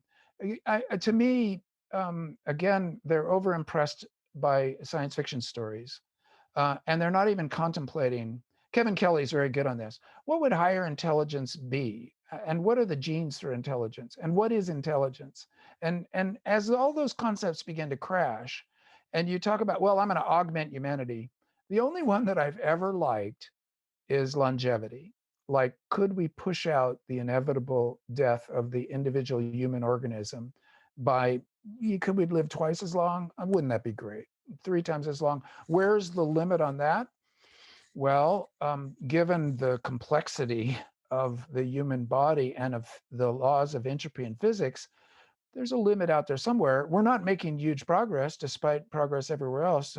Average lifetimes are the longest lifetimes. They're not getting much better, and we're not understanding the problem much better either. So that's the only aspect of transhumanism that I have any agree with. To make us stronger, well, no, you can't do that, because if your muscles are stronger, your bones will break, etc. To make us smarter, well, we can't do that because we don't know what smarter is, and we don't know which genes have anything to do with it. What we have is science, and science might give us some tweaks here and there to make us a little bit healthier. So good health until you die at the age of 150, that's about as transhumanist as I can believe in. And that would be pretty damn good progress. And then, like, everything that I'm saying is put on a maybe a 500-year window of possibility of what I think is possible in the next 500 years. If you say to me, well, Stan, what about 50,000 years from now? If humans are still around, who knows? Maybe we will have made little terrariums, I call them, hollowed out asteroids with a perfectly functioning interior Earth, get them out to Tau Ceti, and we managed to set up a terraformed space on one of the moons there. In 50,000 years, we might be good enough to do that, but the rest of the galaxy will still be stupendously out of reach. I mean, ridiculously out of reach. People are failing to get it. And they are always saying, well, faster than light travel. We're not going to do that. They're saying, well, we'll go into cold storage and we'll wake ourselves up frozen. Cold storage is not death. Therefore, you're alive. Therefore, you're aging. Therefore, you're falling apart. So cold storage doesn't work either. There's no way to get to the stars. The Get a classic. grip. This is what I say. I mean, I'm saying this to my fellow science fiction writers who argue with me on this point, or to the futurists, or to the Tsiolkovskians, the cosmists. I Yeah. say, well, that's a great fantasy. That's like Lord of the Rings. It's a great story space. But in terms of reality, we got to get humanity in balance with this biosphere on this planet, or else we're screwed. So pay attention to reality. The cosmists' sort of ideological origins are, of course, very much grounded in sort of Russian Eastern Orthodox kind of Christianity. They're kind of inseparable, even. But the classic transhumanist answer to what you just say is usually Arthur C. Clarke's first law of prediction. When a distinguished but elderly scientist states that something is possible, he's almost certainly right. But when he says that something is impossible, he's probably wrong. Yeah, and Clark was great. He was quite amazingly good because he was a science fiction writer. It made him a better futurist. And I know what he means when he's talking about that, because in effect, I can't understand my iPhone. The fact that we're talking face to face and you're in Toronto and I'm in Davis, if you were to grill me on the details of that, I can't understand it. But it does No, conform to but the I'll laws of grill you physics. on something else here and you can finish your thought. Like in 1988, you published a book about the Soviet Union, Yeah, which foresaw a Soviet Union lasting for decades, if not centuries. And yeah, just a year yeah. later, the A Soviet year Union. later, yeah. Yeah. No, and I like that novel too, but the science fiction is not really about predicting the future, because human history is extremely unpredictable, but the laws of physics are different. The law between the standard model and gravity theory, even though they aren't quite reconciled, even though there's vast gaps in our knowledge of the laws of physics, nevertheless, we are biological organisms. And between the rules of physics as we understand them now and the way that biology works, I am quite confident in saying that getting to the stars is functionally impossible for reasons that have to do with laws of physics. We're not in a magic universe. And so, even though technology can seem like magic, this is another Clark's law. Third High law, enough yeah. technology seems like magic. That's true. My iPhone seems like magic, but there isn't real magic. So, we can't go faster than the speed of light. I'm just going to say that we can't time travel. So this is an interesting test case. Science fiction tells stories of time travel all the time. Those are fantasy stories. They're fantasy stories with a little bit of it happened because of my iPhone. It happened because of quantum mechanics. I did that myself in Galileo's dream. It's just a matter of you hand wave like I'm hand waving, and that's sort of like what Norman Spinrad called a strategic opacity. Right where I would explain it, there's a strategic opacity that keeps the explanation from really working. So faster than light travel, it's a fantasy. Time travel, it's a fantasy. We include them in science fiction, but in a way that makes the my genre definition begin to crumble at the edges. And it's very famous. You cannot make a good border between science fiction and fantasy because many common science fiction tropes are, in terms of the laws of physics, completely impossible. So, in other words, science fiction, in fact, my students have often kicked my ass on this.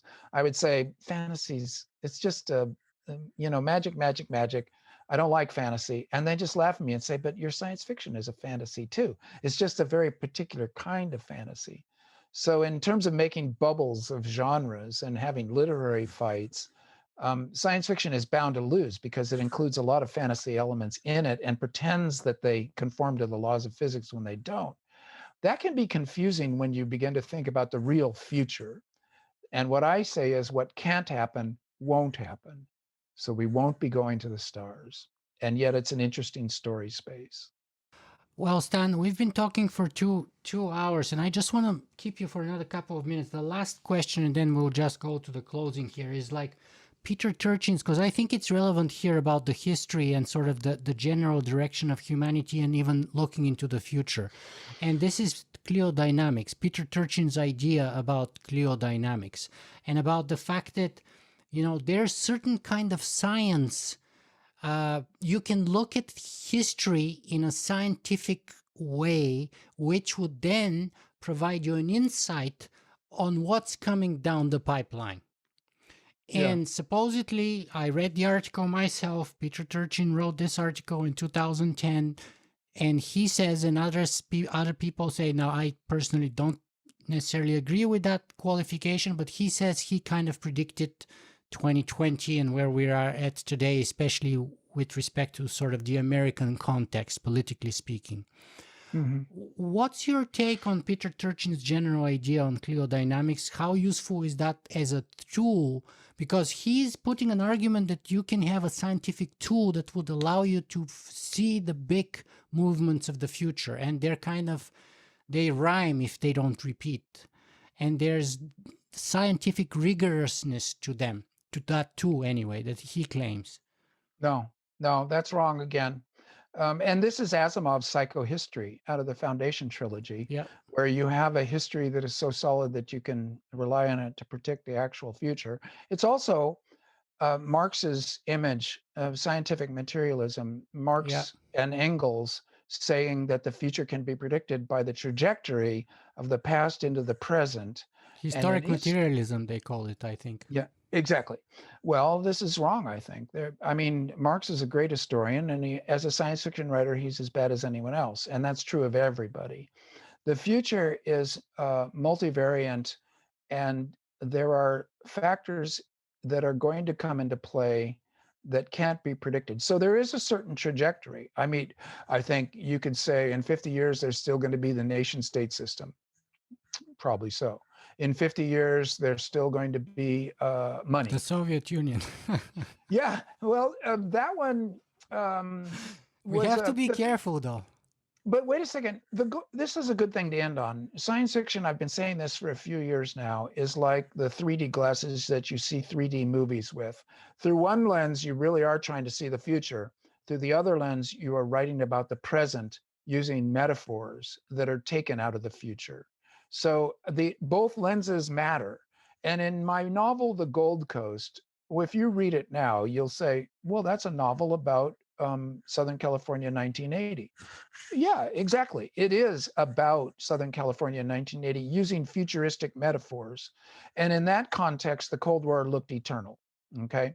And I needed to talk about the perpetual war that America's been in since World War II. A state of perpetual warfare helps the military industrial complex, as Eisenhower said. It's basically a right wing taking over of the functions of government, claiming that we're always in the emergency of war when in fact we're not. So, in other words, war is a manufactured excuse for political power by a military industrial right wing complex. And even if the Soviet Union goes away, the Gold Coast still reads extremely accurately because it's about all the small hot wars that happened under the umbrella of the big Cold War.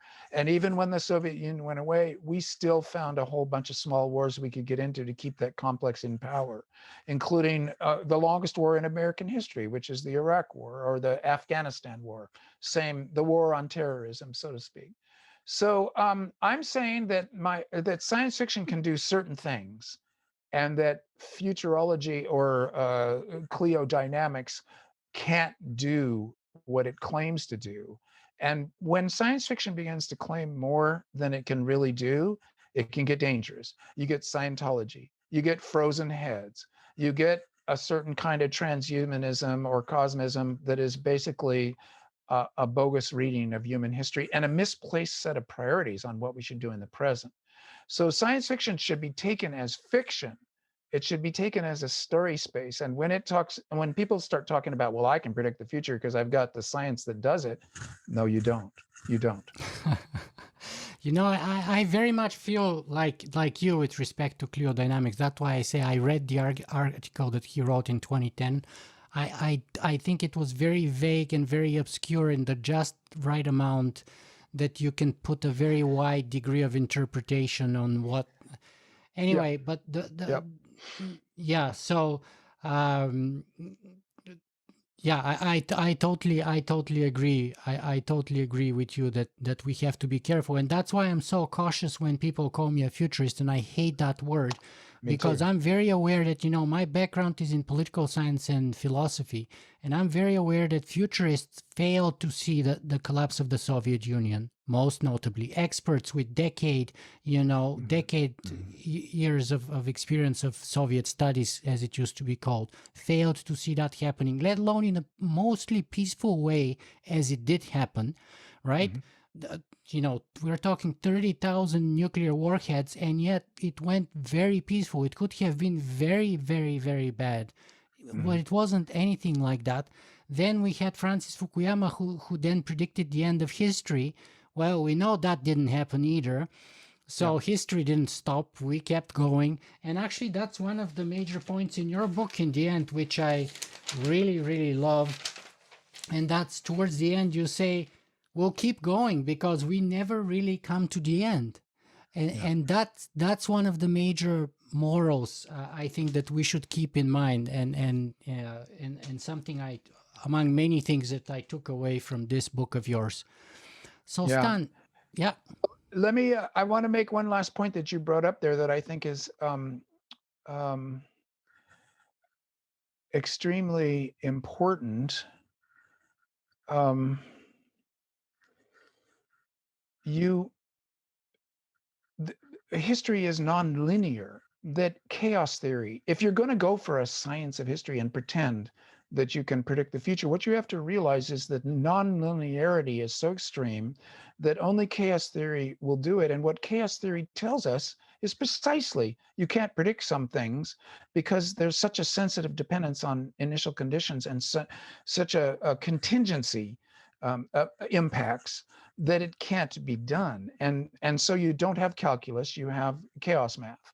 And so even if you did want to put it in scientific terms, you could begin to get to a science that is better at um, um, defining the sheer unpredictability of the future. And so you don't want to be a futurist. You want to be an analyst of the present that talks about the shadow of the future, or about trajectory studies, or about utopian studies, like knowing what we know about history so far, we should do these things. And so really, I also avoid the word futurist at all costs, because this is getting into that dangerous zone where you begin to believe your own science fiction. And that's when you're in trouble. Yeah, the easiest person to trick is your own self, usually, right? So I guess so. I I'm find not that, so good at that. yeah, we are all the best at doing precisely that. Stan, let me just ask you, for those of our viewers and listeners who want to follow you and your work in the future, what's the Mm. best place for them to do that? Well, my novels. Just actually, I try to stay offline. Um, there are people who work at my publishers. There are some fans of my work who have organized good websites, but I don't have anything to do with them. And I feel like my books are already so long. I've already said my say. I only like to be a novelist. So I'm going to continue to produce books. And I actually am finishing a nonfiction book about walking in the Sierra Nevada. Oh yeah, I was going to ask you. Cory Doctorow was saying in his online journal kind of thing that you told him that this will be the Ministry for the Future will be your last science fiction novel. Is that correct? No, that's not correct. It's going to be my last big, long novel of any kind. I want to see what happens when I begin to compress. And I feel like I'm old enough, and I've been writing long novels for I mean, really quite long novels for about 30 years. And it's time to invent a late style that will be more compressed. But I'm not going to stop writing fiction. I must have misspoke myself. A lot of people are under the impression, I must have been saying for a while, this is my last novel, but it's the last novel on the contract that I was on. And I do think it's my last. I don't think I can do more than the Ministry for the Future. If I tried to write another long novel, I would be repeating myself. I don't like to repeat myself. So in the hunt for something new, I'm going to be trying new things, but I'm never going to give up writing novels because I love them, and I like being in that mental space of trying to construct a novel. So So that's yeah. something new. Is that new book on about the Sierra Nevadas? Well, that's nonfiction and kind of a one-off. I needed to write about the Sierra, and that's turning out to be quite a long book. So I'm not quite done with long books, but it's nonfiction, and I'm trying to compress it right now. After that, when I come back to fiction, I want to see what happens when you go for propulsion and velocity and compression. And so I have formal desires, but really, as a novelist, you often the form comes first, and then the content fills. You have an idea about a form. At least I do. So this is not unusual for me, but I'm just saying I'm going to make some formal changes, and we'll see what happens. I mean, maybe I'm wrong. Maybe once I start writing, it'll never stop, and I'll have another long one. But I kind of hope not. I think the ministry is the end of a certain phase of my existence as a novelist. Wow, and it surely feels to me like a sort of a monumental coming together of all your, I don't know, 30 years of writing before that, all sort of culminating in you writing this kind of a monumental masterpiece. Uh, and kind of this long conversation that we had with you today, 2 hours and 20 minutes or so, Oh dear. what do you want us to take away from you today, Stan? What's the most important thing, the one message that you want to send us away with? Yikes. Um, well, do everything you can to support rapid decarbonization of our civilization. I think that's the main message. And then secondarily, I would just say keep reading novels. That this is a huge growth of humanity, of sympathy for others, of imagining the other. There's something very important in imagining the subject position of the other, of pretending to be an other for a while is enormously useful and fun in combination. So I believe in the novel. That's how we began. That's how I'll end. Um, That's a fantastic end. Let me just push a little bit back, just a tiny little bit here, because you say do everything that you can to support rapid decarbonization. That's absolutely phenomenal. But then you gave us this kind of historical justification of sort of eating meat, and we know that from a scientific point of view, one of the things that we can do to embrace this rapid decarbonization is eating vegan, going vegan. Why it, not that? well, okay. It can can we grow enough plant food to feed 8 billion and get them their protein? It's an open question. It's a land use question and an ocean use question. We already know that if people ate beans and chickpeas and lentils, we can easily feed 12, 13, 14 billion people, because right now the vast majority of soy and corn is being consumed by cattle. And we know Well, that cattle is a lot more yeah, intensive energy with respect intensive. to Yeah. energy and water and all kinds of resources than chickpeas and lentils and beans, which are very high Yeah, on protein, by the way. I total basically I think then we should go that route. Um, that's part of decarbonization. I don't eat beef. I'm less rigorous about chicken and fish. Um, I would say don't make moral judgments on other people's eating habits. It's too personal and individualized. But what one can do is try to look for the least amount of environmental impact, of ecological impact. So I see differing arguments about chicken and about aquaculture that make me think that there are many faster ways to decarbonize than having to stick to a rigorous vegan diet, which a lot of people can't sustain for one reason or another, either just for purposes of personal preference or health reasons. So, but to the extent that you can, yeah, eat lower on the food chain. It makes a huge difference. And in your book, one of the way that this is represented is by the 2000 watts per year in terms of energy consumption. You talk a lot about that and how your main protagonists are fitting within that kind of originally Swiss idea of 2000 watts per year per citizen as a way of rapid decarbonization. Yeah, it's a good rubric. All those rubrics are good. And I think you're reminding me of something that I usually don't emphasize because of my own habits.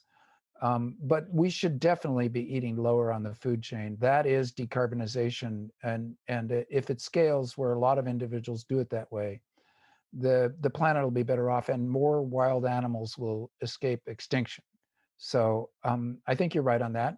Maybe can be a short novel on one topic.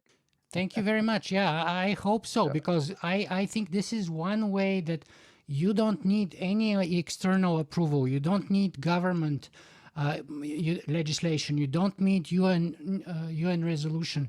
You don't need subsidies. You can change your behavior today, right now, and you can have a directly measurable impact on that decarbonization that you're talking about tomorrow. And you can do that overnight. Like me and my wife, we went vegan overnight 5 years ago, and I was a very heavy meat eater. And 25 pounds lighter 5 years later, I'm so much better for it. Well, I think this is a good way for us to finish, because I have a block of firm tofu downstairs that I bought kind of to try to convince my family that it makes a perfectly great replacement for the various meats. So we'll try that and we'll go from there. Fantastic. It's all in the way you cook it, just like a good novel. It's all about how it's written. And your novels, by the way, are some of the really, as Corey says, most beautifully written novels. Another thing I stole from your other novel, by the way, is The invisible hand never picks up the check. Oh, yeah. I love that from you. That's the thought of yesterday that I was pondering. It's utter brilliance in short form, just like a haiku. I love it. So, Kim Stanley Robinson, thank you so much for being with us today. Thank you, Nicola. It's been wonderful. It's gone really fast, and I hope that our viewers will feel the same. It's been super interesting. Fantastic. Thank you, Kim.